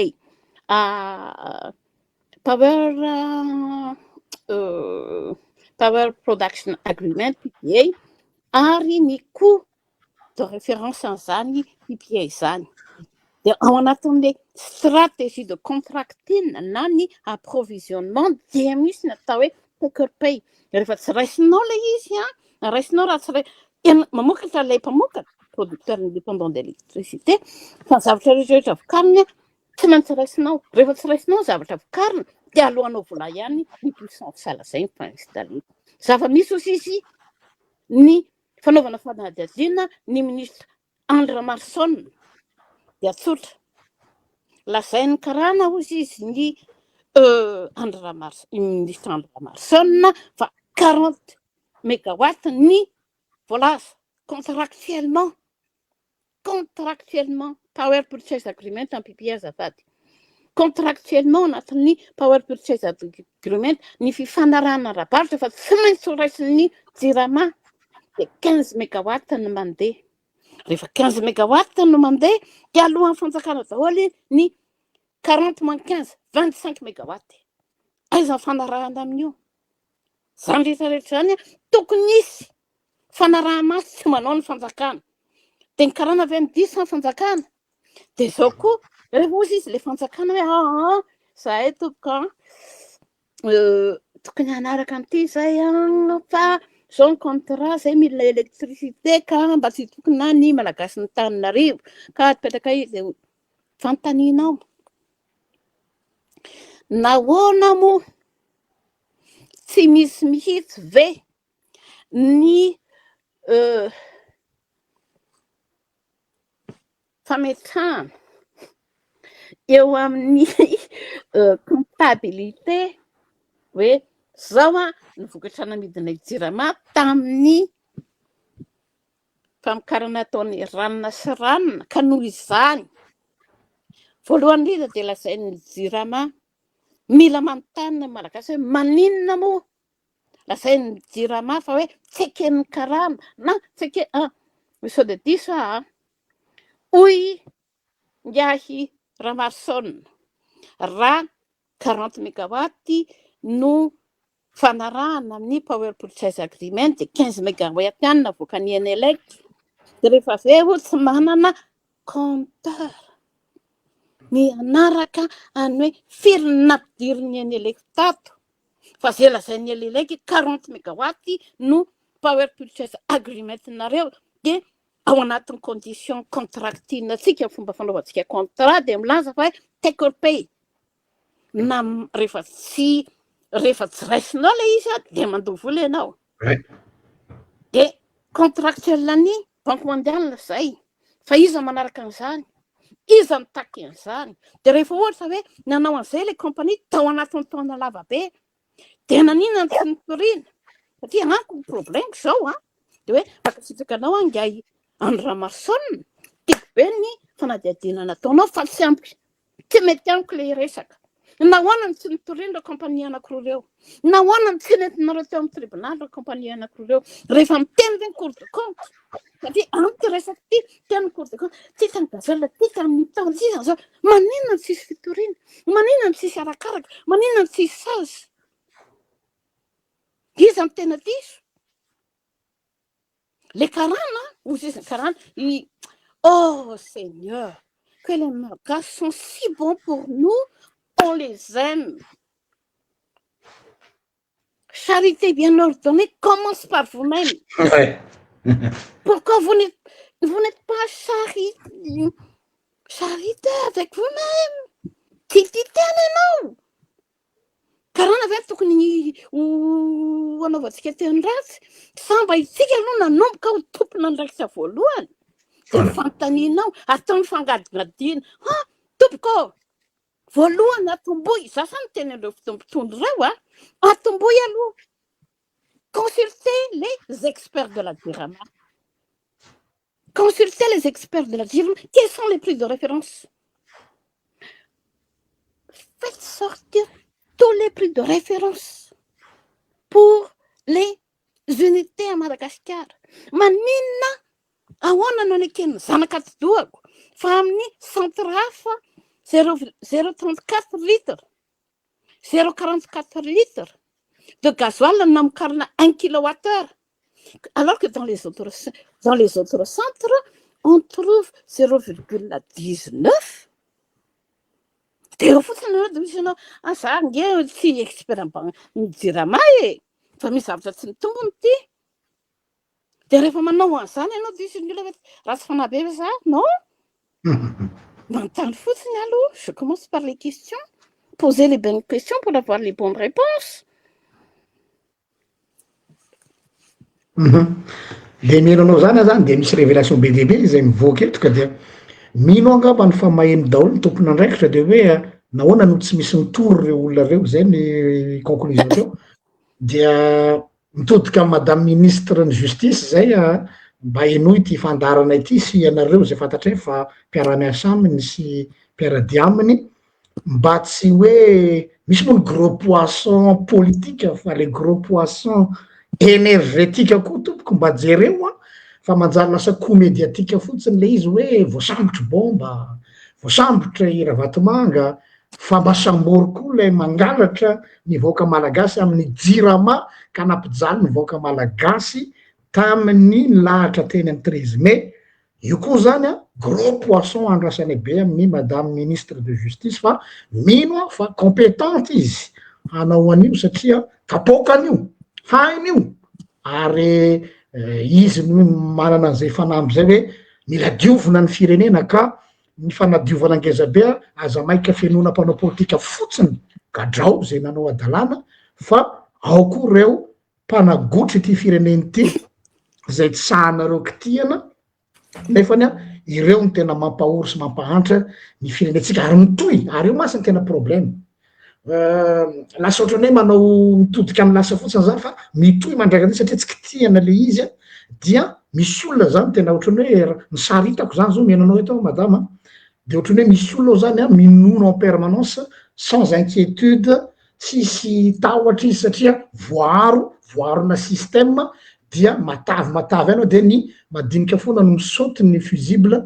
ohatra zao tamin'ny tsisy fandraisana izy fa raharotoka any tamin'ny Boeing 777 iny de nisy olona maty misy tany amponja zay suspicieux nahafaty azy satria atahorana ve ilazany Tsiambaratelo de tsy hay zay nahafaty azy tany tsy haiko fa fantany napetrakany de ohatrizay koa araka ny tena hoe antaniozy anao ny Jirama nefa Jirama malala tsara fa sa izy satria fantatritsika tsara ny zavatra miandry azy ka eto zany rarotana angamba ny fandarana ohatry tony isotomana lakrosy lazain'ny olona foana moa hoe inona moa no mba sosokevitra arosonareo izy ny mpanatsatso am'ty fandarana ty ataoko angamba fa tsy misy zavatra ataontsika hoe tsy mbola tena izy tanteraky zany fa mbola vao apahany fotsiny fa mbola hoavy ny toyany fampibaribarina aminareo hoe aiza ny tena gouffre ngeza be inanan'ny olona ty firenentsika ty mbola hoavy koa ny resaka knapsa fa io koa mbola tantara anankiray koa io zay asitsika resaka koa satria mahakasika ny fahantrany vahoaka koa fa Jirama kna mpizaira Madagasikara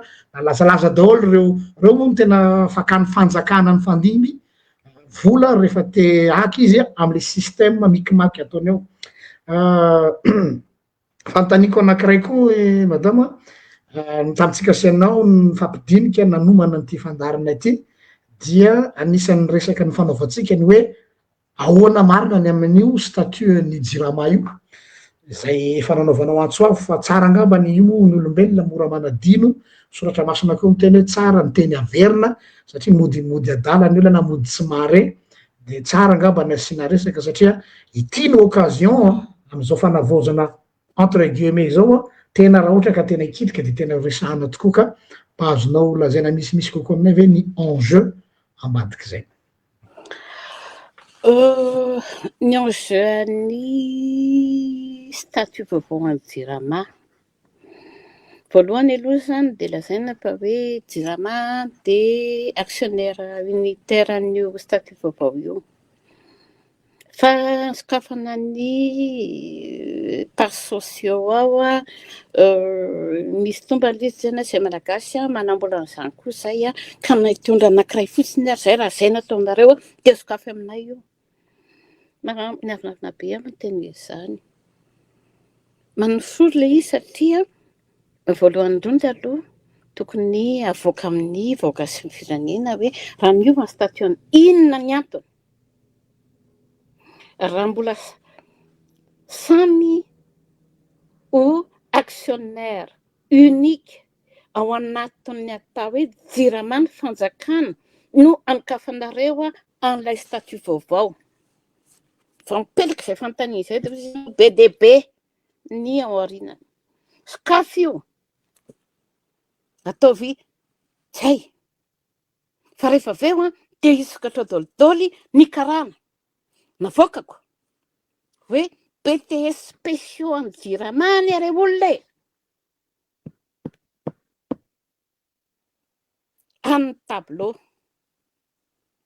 Mipazy tombotsoa voalohany ao anatiny Jovena. Inona nanaovana les BTS spéciaux amin'ny Jirama, les bons de trésor spéciaux amin'ny Jirama? Andoavana trosan'ny karana. Fa rehefa avy eo, le tosy ireo no avadika ho part d'action amin'ny Jirama dia ho diso Jirama ray manontolo. Fa tanay zany hoe fomba tsy mendrika indrindra atao afana manapitra amin'ny Jirama le statut vaovao. Voalohany zay. Ao aorianan'izay verintsika zany zao eto amin'ny Jirama Banque Mondiale sy ny Jirama FMI. Ny teny ny FMI tamin'ny farany nahatonga ny fanjakana ny ongana aloha dia averaka izy averina tsara pastera. Nahatonga ny fanjakana dia ny conditionnalité amin'ny FMI. Voalohany, sokafy daholo ny base ny fitsandrana karena kibony tavavety, y compris base tuléaire. Non, on ne veut pas de base tuléaire. Pourquoi vous êtes en train de nous demander dans votre conditionnalité d'ouvrir base tuléaire? Tonatra zay nefa mitsendrasana gasy mihitsy dia hoe zay vola rehetra alohan'ny fitsandrana vavety dia adino ny fanjakana ao anatin'ny kitapo-mbola mpanjakana. Dia izy ianao raha nitanay PMM indray mandeha namoaka vola 12 taona izy nitrandraka, indray mandeha izy nandoa vola 14 millions lasaka. Dia aiza daholo ny vola dia henonao koa bon. Faharoa tao anatin'ny conditionnalité ngeza be amin'ny FMI dia ny Jirama. Plan de redressement de Jirama dia ny statut vaovao. Les statuts vaovao samy tiany non. Essayez de nous expliquer parce que zahay manokana dia matahotra be hoe reo kosa be amin'ny Jirama reo no avadika reo ho parts sociaux ao anatin'ny Jirama dia ho diso tanteraka ny actionnaire unique amin'ny Jirama. Tsy manaiky izay. Le trosany zany tsy misy audit, tsy misy évaluation systématique hoe nahoana nahatonga an'ireo trosa be reo. Zay no voalohany tsy ekena le statut vaovao. Petratra tsara aloha ataovy aloha ny fandaminana. Les conditionnalités manaraka ny plan de redressement. Plan de redressement efa be dia be ny plan de redressement natao amin'ny Jirama io. Ny zavatra nentanako ny olona voalohany dia tsotra be tamin'ny 2019 dia mbola nampivola ny fanjakana namena ny Castalia Strategic Advisor sy ny Mazara Fivoarana momba ny plan de redressement et feu de route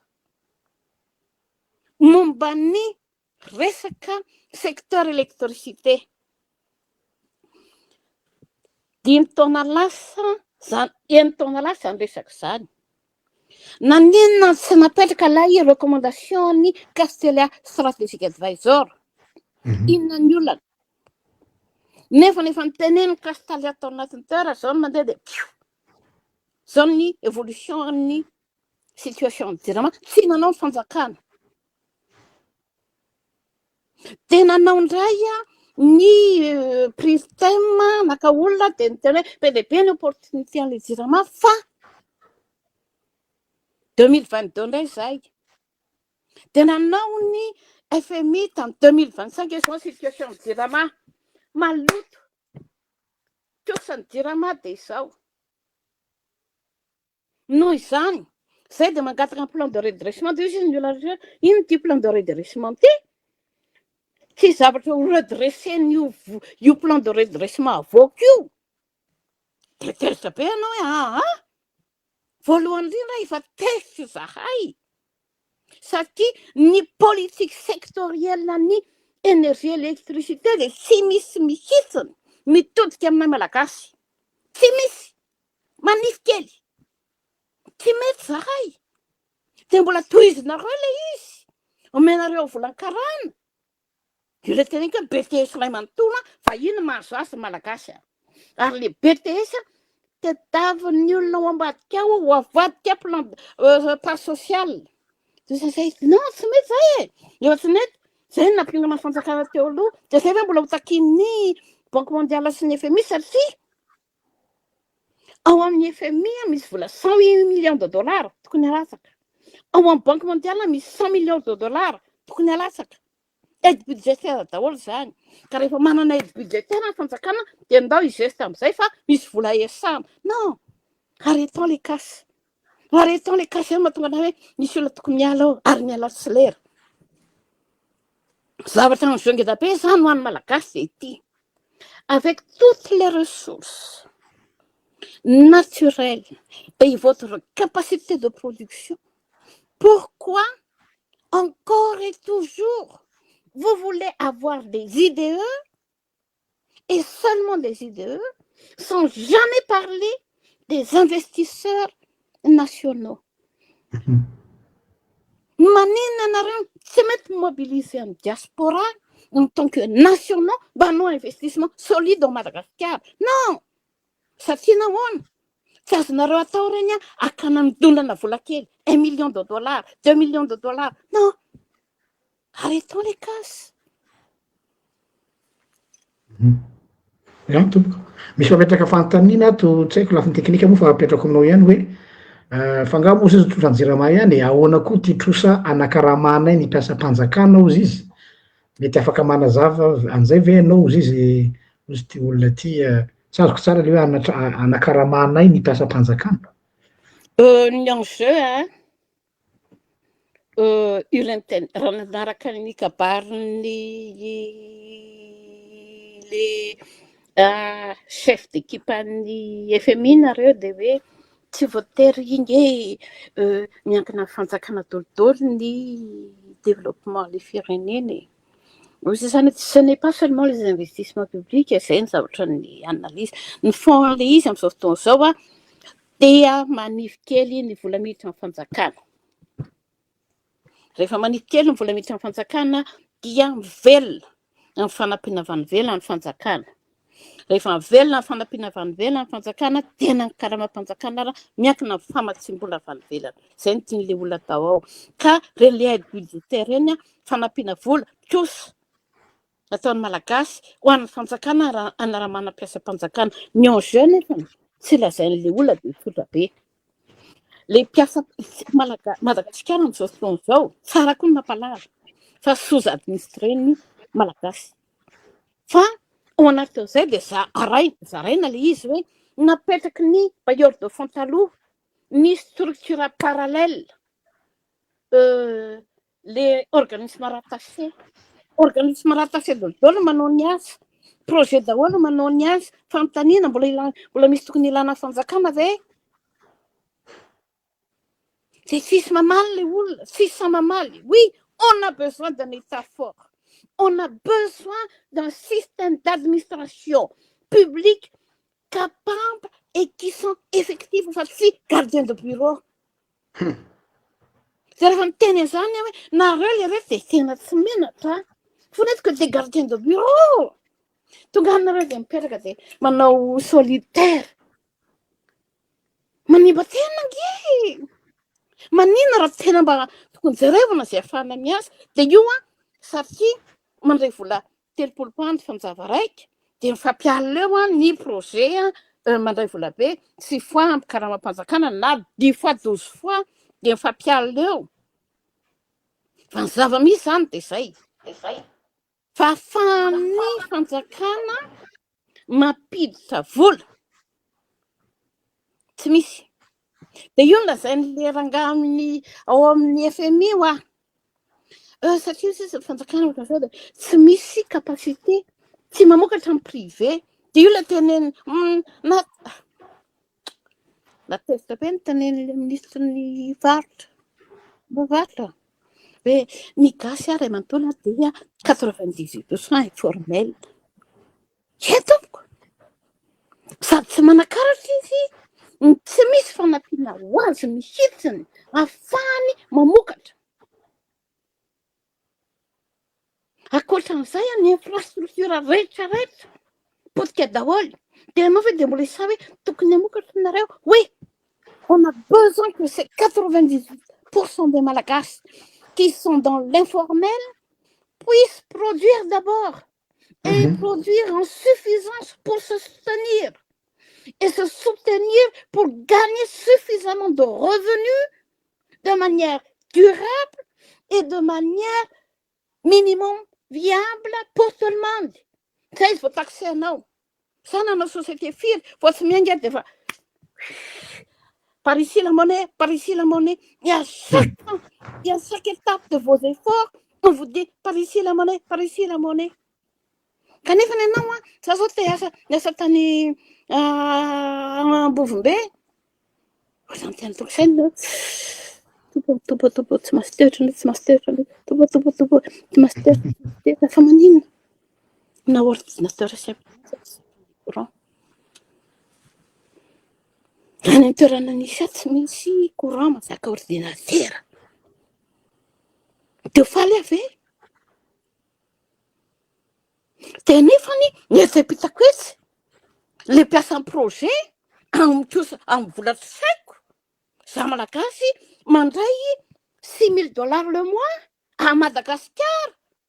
Moi je ne gagne même pas $600 le mois à Madagascar. Dia zako ny kokoksa kely ry sahirana fa le projet rehetra mahazo vola be. Dia tokony faly ave? Non. Zany rehetrarehetra zany ny manjakazaka be ao Madagascar dia sika menan-kavy. Mifampitady colonel va. Zay no mahatonga anay teny foana ry averiko. Raha te hivoatritsika zalahy. Raha te hivoatritsika apetrano tokony atao. Azafaly nyity vola madinika. On aime tellement les petites sommes. Azafaly ny vola madinika. Fa ataovy izy ahafahana tena miasa. Dia azafaly manindritsindry. Zako mandeha ozy le olona niny ahoana ty zany zako raha tsy mahalala fa le vola nge lasa andresy vazaha rehetra. Dia teritra ny olona menatra olona ianao 16 voitures plaque verte, 20 voitures plaque verte pour faire quoi? Hijery ny kery any Vangaindrano. Pour dire quoi? Rien. Zao 4 milliards aussi, 4 millions de dollars aussi ny UNICEF nilasaka tao anatin'ny ny filets sociaux de sécurité. Amina milliards. 300 millions plus 1 million plus 1 million. Fa manina mbola misy 1,500,000 personnes no ao anatiny tsy fanjary-tsakafo mahery vai dia olona ray hetsy no ao anatiny kare de faly ave no sorena be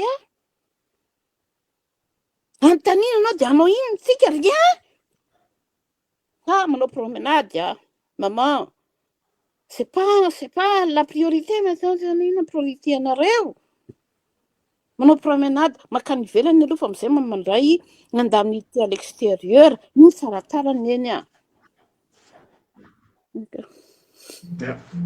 zao reo tompo mosy tanina sao de ekonareo fitenenana fa mbola manana fanontaniana anankiray matevitevina rehefa aveo fa aloha isetiky efa mandeha moa fotoana paster efa adandray sasany mahery de tsy haiko fandaminatsika rehefa aveo hoe toizantsika ihany rehefa aveo sa maliana be manko tsy te hiala eto mihitsy atsika zany amin'ny vahintsika zany tsy maintsy mbola isitohany po tika tsy maintsy mbola isitohany tsy ho lava tohizako be le resaka fa raha zany fomba fijery rehetrarehetra zany de na zany mitodika amin'ny vahoaka malagasy any zay hoe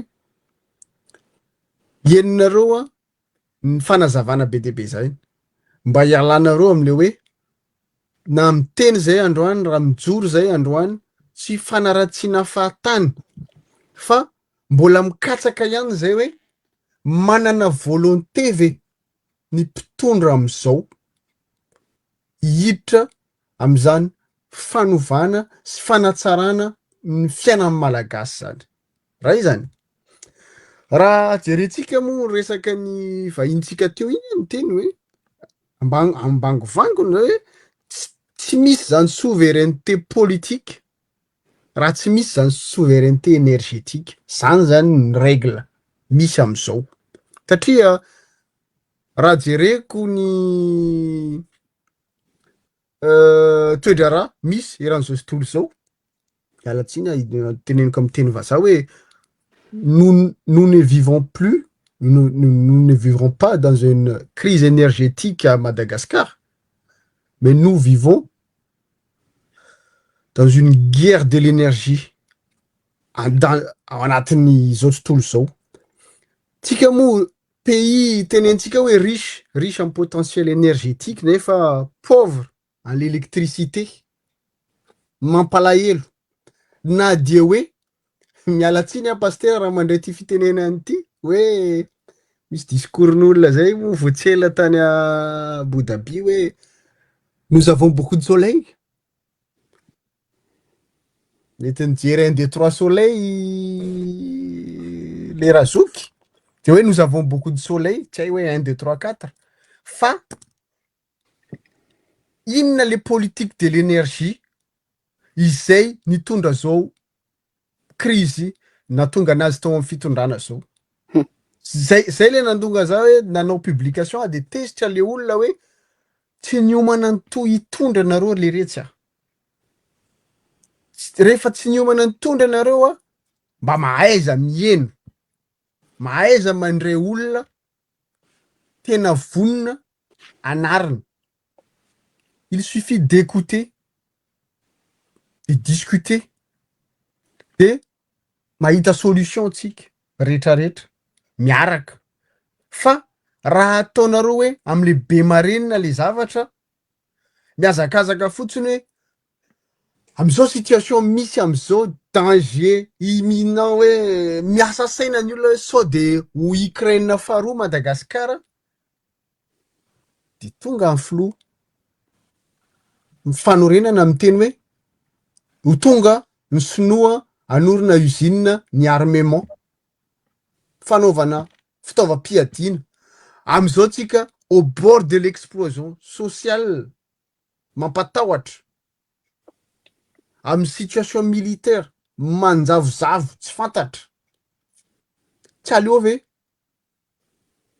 se concentrer am'izao olana mianjady amin'ny vahoaka malagasy zao sa hoe verenako ihany le teo hoe ny vahiny ny mibaigo atsika Misy point roa tsy tovizako hevitra taminao teo pasteur, miala tsiny, miala fondro, miala saloy fito. Rehefa nanao appel ianao hoe inona moa le ray miantso ny ministra ny fitsarana.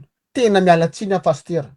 Aleoko tsy nenako zany zalahy reto mihitsy zany manana za zany tsy hoe manana olana am'zareo fa ny aiai tsy havanany tena hoe tsy vononareo satria azadino pasteur, nisy vaovao azotsika de hoe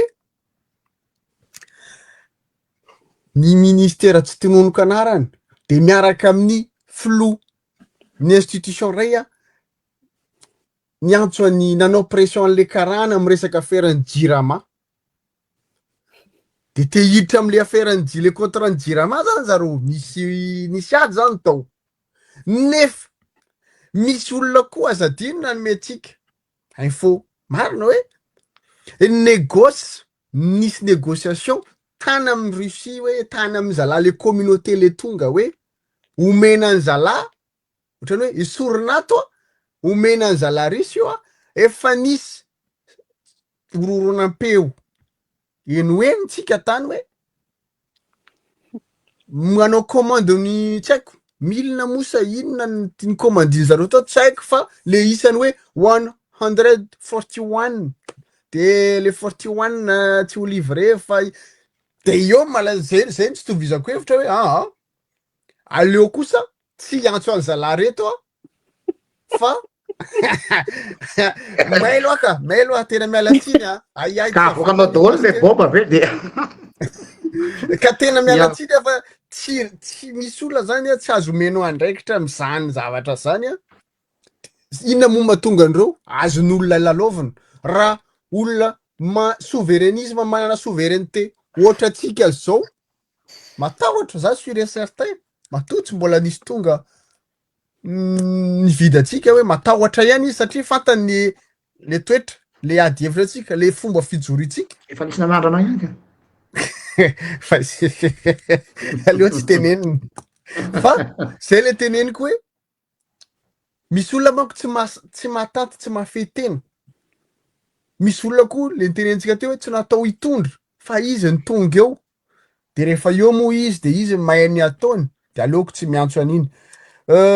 Nisy point ray faharoa moa tsetsatsetsat tsy aritra fotsiny satria ny tena anao hoe le fanjakana rehetrarehetra tonga any am'le société naka vola tsy fanjakana satria le vahoaka amiko fanjakana fa tsy le vahoaka naka vola tany am'le société fa ireo mpitondra tsy zarizary tonga teo naka vola ho anazy mitodika amin'ny vahoaka malagasy am'izay zay mijery atsika moa zay tsy mijery atsika mbola maheno ihany satria hoisy web radio tsika de hoe eninareo daholy ny resaka anay teto androany tsy fankahalana olona tompoko fa tena hoe mararo ho an'ny firenena mararo ho anay de tsy maintsy miteny zay tsy maintsy mijoro ary mbola manentana atsika hoe ajanononareo le mitehaka lava merci zao manao merci daholo fa ho tonga ho ny industrie anao armement iasa basy mosa iasa inona ao a Madagasikara de le danger manodidina an'izany tsisy mieritreritra fa de hoe iza moa ny asa ao gasy izy janiko eo pasteur sao de lava be ny anafa tsetsatsesa tsy aritra iny misaotra de misy antaniko ty de aveo mamaly an'izay koa ampany madame Adèle hoe za moa avy any Fort Dauphin de akaikinay eo Ambovombe Androy fa ela avao no niainako zay fa mbola ao ihany zalahy AES reo am'ty resaka famatsin-drano ny faritra Androy jaly reo rahalanay reo am'ty hoe kere zao moa izy lasa tsisy miresaka antsony nefa de mbola ao de lasa be saiko tam'le tenenao teo le projet hoe le vola be de be mikararana miditra Madagasikara am'ilay mpamatsy vola sy projet to le projet araky le teninao teo no mahazo famatsiana fa ilay programa sy ilay tetikasa to tsisy fivana nandalo rehefa ilainy moa zany tsy nandalo ambovombeandroy fa tsy haiko ny afarahany eo zay ahoana ny fahitanao an'izy io hoe na zany satria souverainiste mandresantsika hoe sao la sao ve le resaka projet reto mihitsy koa no obstacle anazava mantsy sao anatin'ny energie nisy anafa taloha zany ny andraikitra niaraka tamin'ny GTZ sy ny ONU SIDA tamin'ny resaka lutte SIDA de rehefa mandeha le tetikasa dia notendrena tamin'izay fotoana zay nisy atrikasa natao tamina hôtely lehibe anankiray de nivavaka ifonako amin'Andriamanitra aloha fa vavaka namely ny tifotra hoe Andriamanitra enganeo aho mba ny masonao nomenao anay anao antiatrikasa ty fa tsy ny masonay satria jera le budget de fonctionnement an'ireny projet reny fa nitsangam-bolo tsangam-bolo anao hoe tena moa madamadelina teo hoe ambrao fotsiny fa mbola ampika ao ambrao dia manatavy tena satria tena le ny formation atrikasa ty atrikasa ry séminaire ry projet ianao miteny tamiko tamin'ny nanompo fanomanatitsika hoe aiza daholo reo évaluation sy reo efa nisy cimetière na évaluation sy projet mipetraka any tsisy nefa nandaniana vola nitrosana tamin'ny banque mondiale anaovana azy donc tsy resaka compétence mihitsy ny olana fa tena problème tsy haiko tsony milazana an'izany hoe ahoana reto organisme international reto fahitanao azy za tsy miteny hoe tsy ilainy reo fa atraiza marina ny tena efficacité-n'ireo sa ireo mihitsy ny lasa mampahatra antsika dia ny projet tsy mandeha amin'ny laoniny fa ny olona voatendreo sy ny miasa ny mavita trano ny mpiasa ao hoe matanjaka be ny PRDM ny pernoctem sisisy ahoana fahitanao an'ireo projet vahiny reo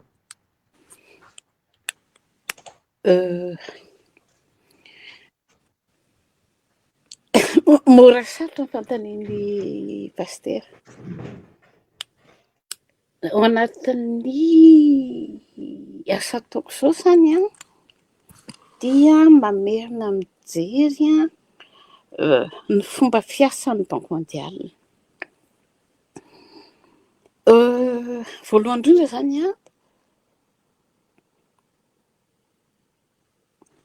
ny projet dia tsy raikitra raha tsy mandalo ny assemblée nationale zay le hoe nakatavina dia rehefa mandeha ianao tsy kilo hoe inona moa zany ny zavatra mena an'le assemblée ho akatoavana dia on leur donne le sommaire du projet jamais les détails kanefa les sommaire de projet tonga dia efa menamena be ny eo amin'ny assemblée nationale azalahy atsanganiko tananareo zao fa mainka asika mila vola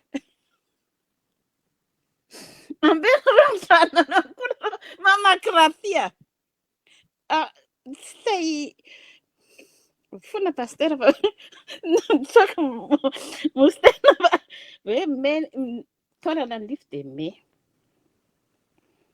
fa tena makarary voalohany indrindra zany na les structures de financement de tena malagasy hoe ahoana ny qu'est-ce de quoi on parle lorsque nous parlons de official development assistance ODA misy an'izay le ODA zay official development assistance ireo famatsim-bola ofisialy miditra tao anatin'ny firenena efa manao manangana zany fampianarana ho an'ny olona rehetrarehetra hoe tandremo sao natao hoe famatsim-bola ho an'ny olona rehetrarehetra ny zava-misy dia bilatéral multilatéral dia milaza daholo fa hoe manome vola fa ny zavatra tsy fantatritsika dia hoe ao anatin'ny famatsim-bola tsy resaka ny FMI aloha dia hoe emprunt souverain zay zany le hoe sovereign lending dia rehefa sovereign lending dia fanjakana ihany fanaraka aminy dia ohatr'izay koa ny banque mondiale fa ny zavatra tsy fantatritsika dia hoe karazana be dia be no anatin'ny banque mondiale io le banque mondiale là le vola tonga dia milotsaka ao aminao any amin'ny caisse aide budgétaire dia misy karazana policy tsy haiko le fandikana policy amin'ny teny frantsay fa karazana réglementation mifehan'ny famatsim-bola. Dia ny zavatra resahana amintsika ireny dia natao hoe EPF, Investment Project Financing. Ireny zany ilay projet. Fa ao anatin'ireny dia misy zavatra tsy lazaina. Voalohany indrindra hoe raha grant ilay izy dia nanomboka tamin'ny 2021 dia milaza ny réglementation intérieure an'ny Banque mondiale fa 12% vola avoaka dia heverin'ny Banque mondiale. Dia avy eo iren'ilay orinasa sampandraraha iraisam-pirenena ireny dia mbola marika 17%. Izay ilay hazavaiko hoe raha ny fahazahoana zany dia iren'ilay tonom-bola amin'ny famatsim-bola tsy mitapody, subvention 12% vola avoaka dia makany amin'ny Banque mondiale. Ny 17% dia mandeha any amin'ireny organisme ireny.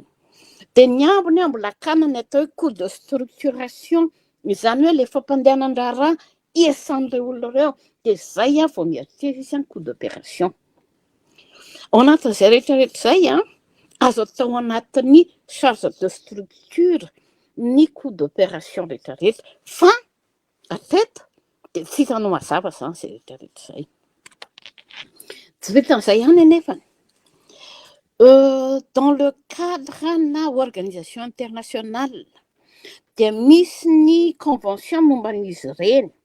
Dia izy ireny dia ao anatin'ny immunité, extended privilege immunity, izany hoe manana immunité étendue, tsy azoko tiana izy.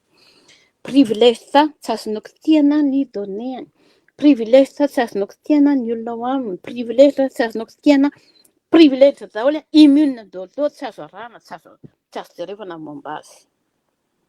Izay zany ilain'ny olona fantatra. Ny dikany rehefa manao contrat aminao aloha izy dia apetrany aminao voalohany, izay tsy tokony torianareo. Fa misy fomba be dia be ny apetraky ny Banque mondiale amin'ny resaka contracting. Dia nilazaiko amin'ny olona mila ianarana ange io ilay reto satria misy be dia be karazana be dia be zany ao anatin'ny Banque mondiale. Raha resaka investissement en infrastructure inona ny atao, raha resaka investissement amina petit projet bla bla bla, resaka amin'ny investissement amin'ny fianarana fotsiny inona ny atao. Fa nanankiray ngeda be tsy fantatry ny olona dia ity. Ao anatin'ny fomba fiasan'ny Banque mondiale dia misy ny lazainy hoe SCB International Competitive Bidding. Ny dikany rehefa manao contrat ny malagasy ka mihoatra na seuil ohatra 3 millions na 5 millions de dollars dia pouf amin'ny vahiny izay mahazo an'ilay contrat. Mandalo international competitive bidding ilay izy dia dika izany tsy makany aminao mihitsy io zavatra misy satria tsy manana olona akory ireo olona ireo. Ilay lazaiko ohatra hoe poto dia ny ampiasa ny jirama sy ny amin'ny asan'ny jirama angena sainy manao amin'ny poto anao ohatra izany ianao mandoha volaminy fa izy mampiasa ny structure anao dia izany fa dia mba rariny. Ohatra ihany koa mila ianao mijery lalana dia sous contractant an'ilay olona manao surveillance ny lalana ny laboratoire national de travaux publics ianao mitosy, ianao malagasy mitosy fa lasa aloha ianao maka vahiny ampiasa ny olonao dia izy maka ny coût de structure, maka ny overhead sy ny tombony rehetrarehetra dia izay vao mameno karaman'ny olonao. Dia inona manjaka amin'izany? Ohatran'izay koa ohatra hoe manao tsika ny gazety dia international competitive bidding dia izy no karamaina ARD dia izy nomena vola ny Socolé amin'ny ronono ao Tsirabe dia avy eo ny Bovima no mahazo tombony any Redmit any Fort-dauphin dia avy eo ny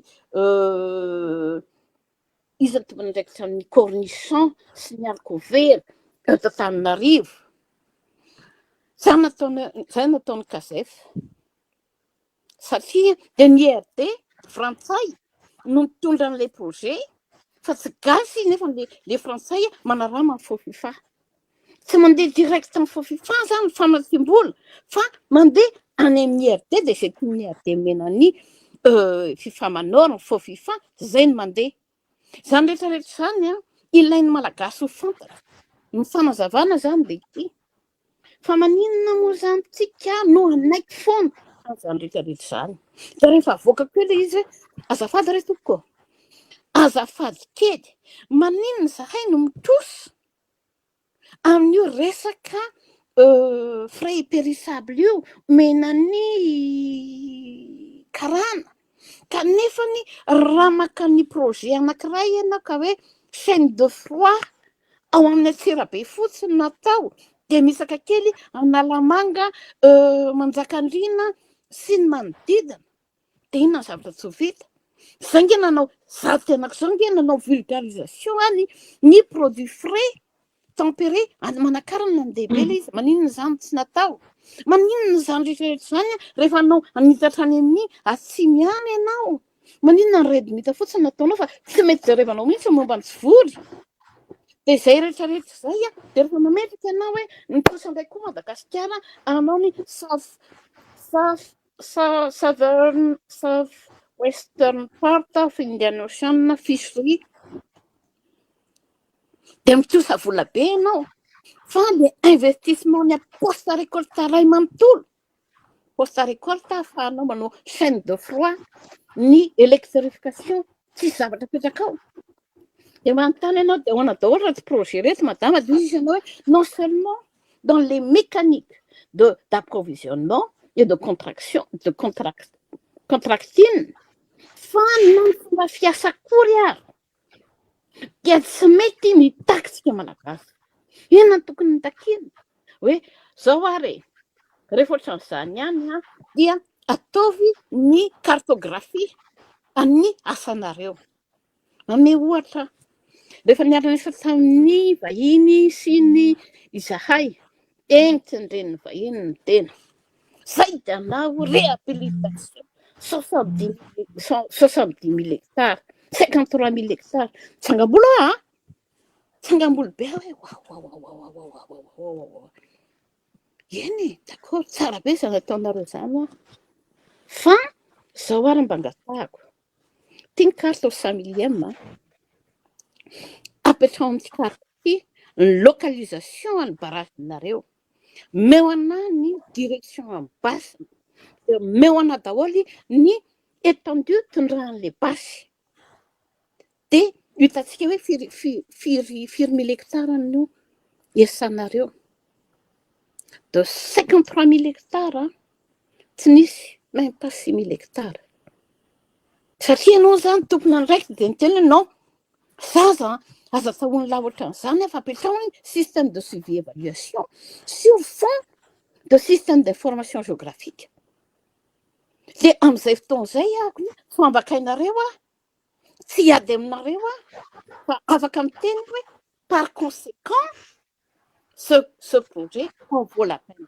Fa amin'izao fotoana izao io moa mampiady anahy amin'ny onja manao référence amin'ny onja ianao pasteur mampiady anahy amin'ny onja ny tiako be le androy ao zany ianao tianao zany milaina amin'izay Madagasikara zany mijery ianao zay zavatra jerevanao zany dafatratra fa ny zavatra hitanao koa dia be le olona zavatra fantatra koa dia hoe PDB anisan'ny olona mahitsy ny tandroy nefa ny tena mahantra dia jerevanao daholo hoe aiza daholo ary reto dia fampitaninao tango te fa maninona momba n'ity AES ity madama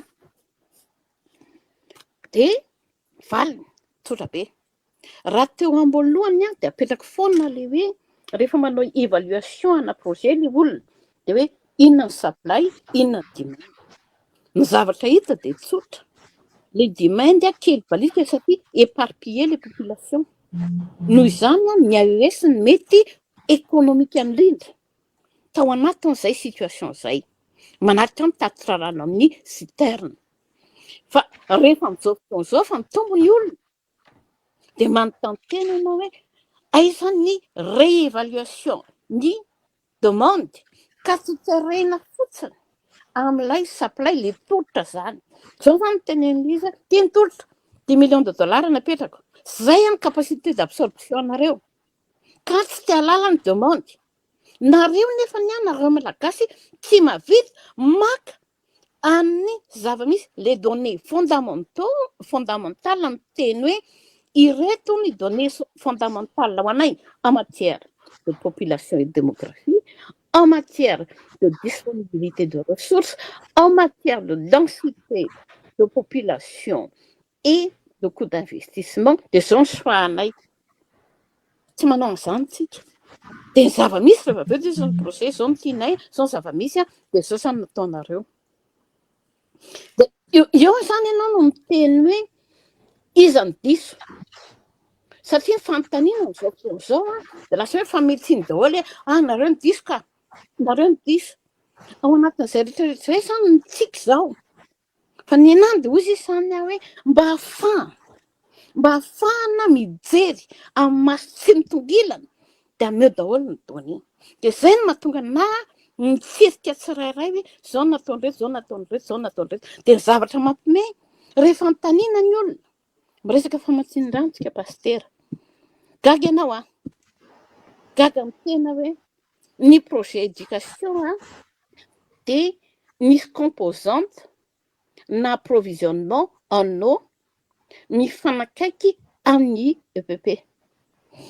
Tapitra les projets initiales dia nisy ambom-bola 3 millions de dollars équivalent à 12 milliards d'ariary io zany dia namoana contrat en approvisionnement en eau.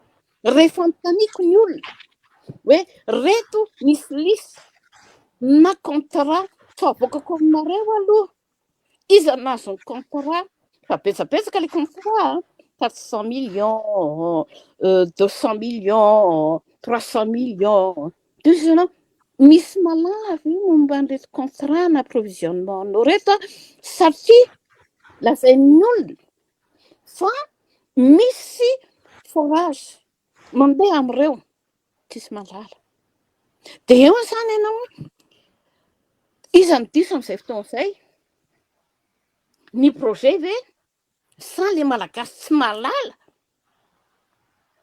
sa le olona gestionnaire de projet ka afaka miteny avy hoe manodikodina ny vola sy manao kopakisasana sa hoe le plastika mihitsy ny tsy mazava ka ilazana hoe misy zavatra ohatran'izao no mitranga eto misy izao, eto misy izao, eto misy izao, eto misy izao.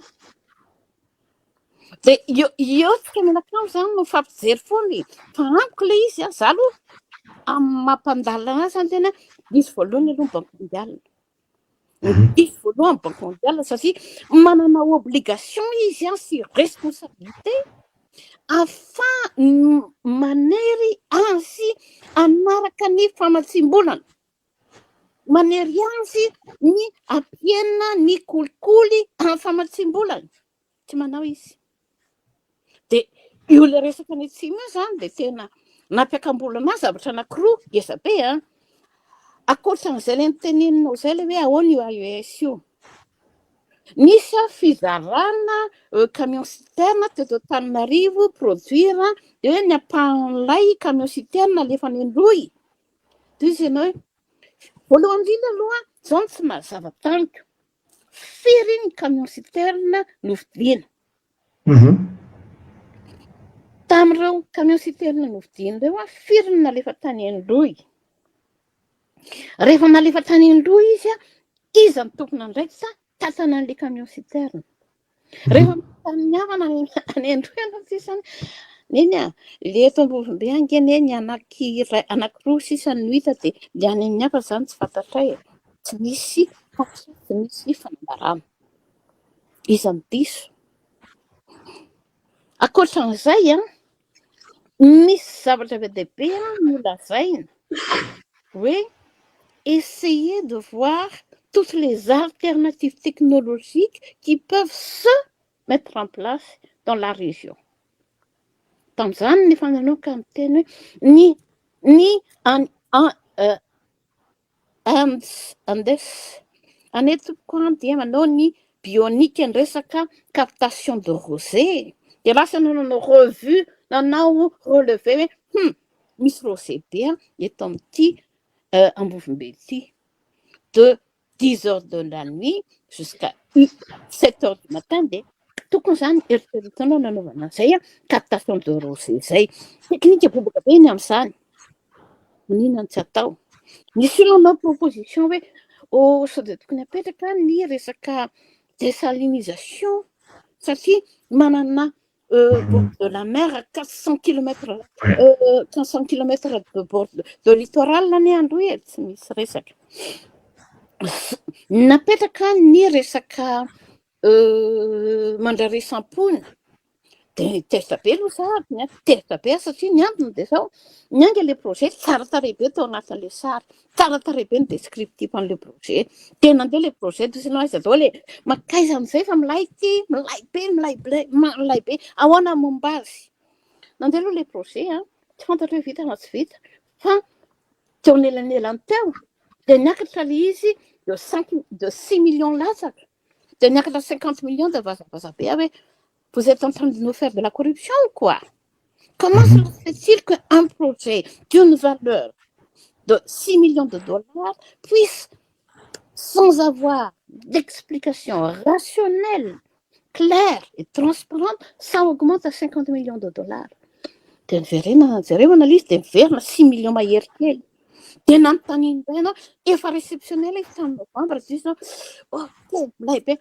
Dia pompy anankiray ihany navoaka ny député tonga ny ndroy ny rano. Dia d'accord. Zako ny Falbert fa mahazo. On veut savoir pour 6 millions de dollars qui sont les localités qui ont reçu effectivement de l'eau et par rapport à ces localités, ça dit misy fomba fijery hoe rehefa mitonga eo ny rano dia mba afaka konga ny olona manana sarety manana bidon mitona rano e. Tsy le mandeha ary amin'ny lavitra be ary aman-drarey, tsy le mandavaka be intsony fa mitona rano. Zay zany anankiray koa.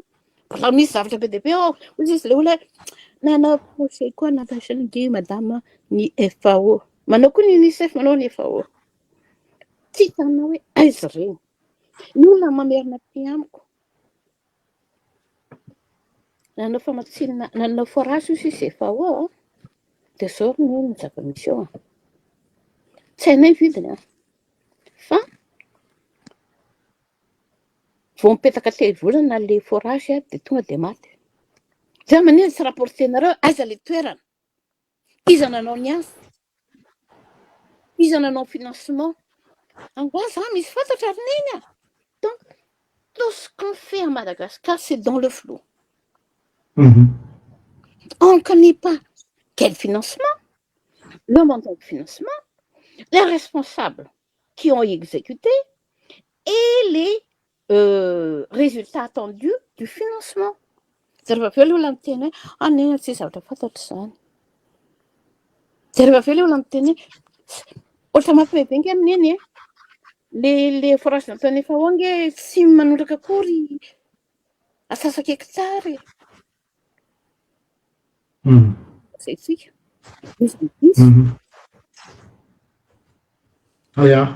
Sao raha tompoko, lasa dia lasa ny fotoantsika.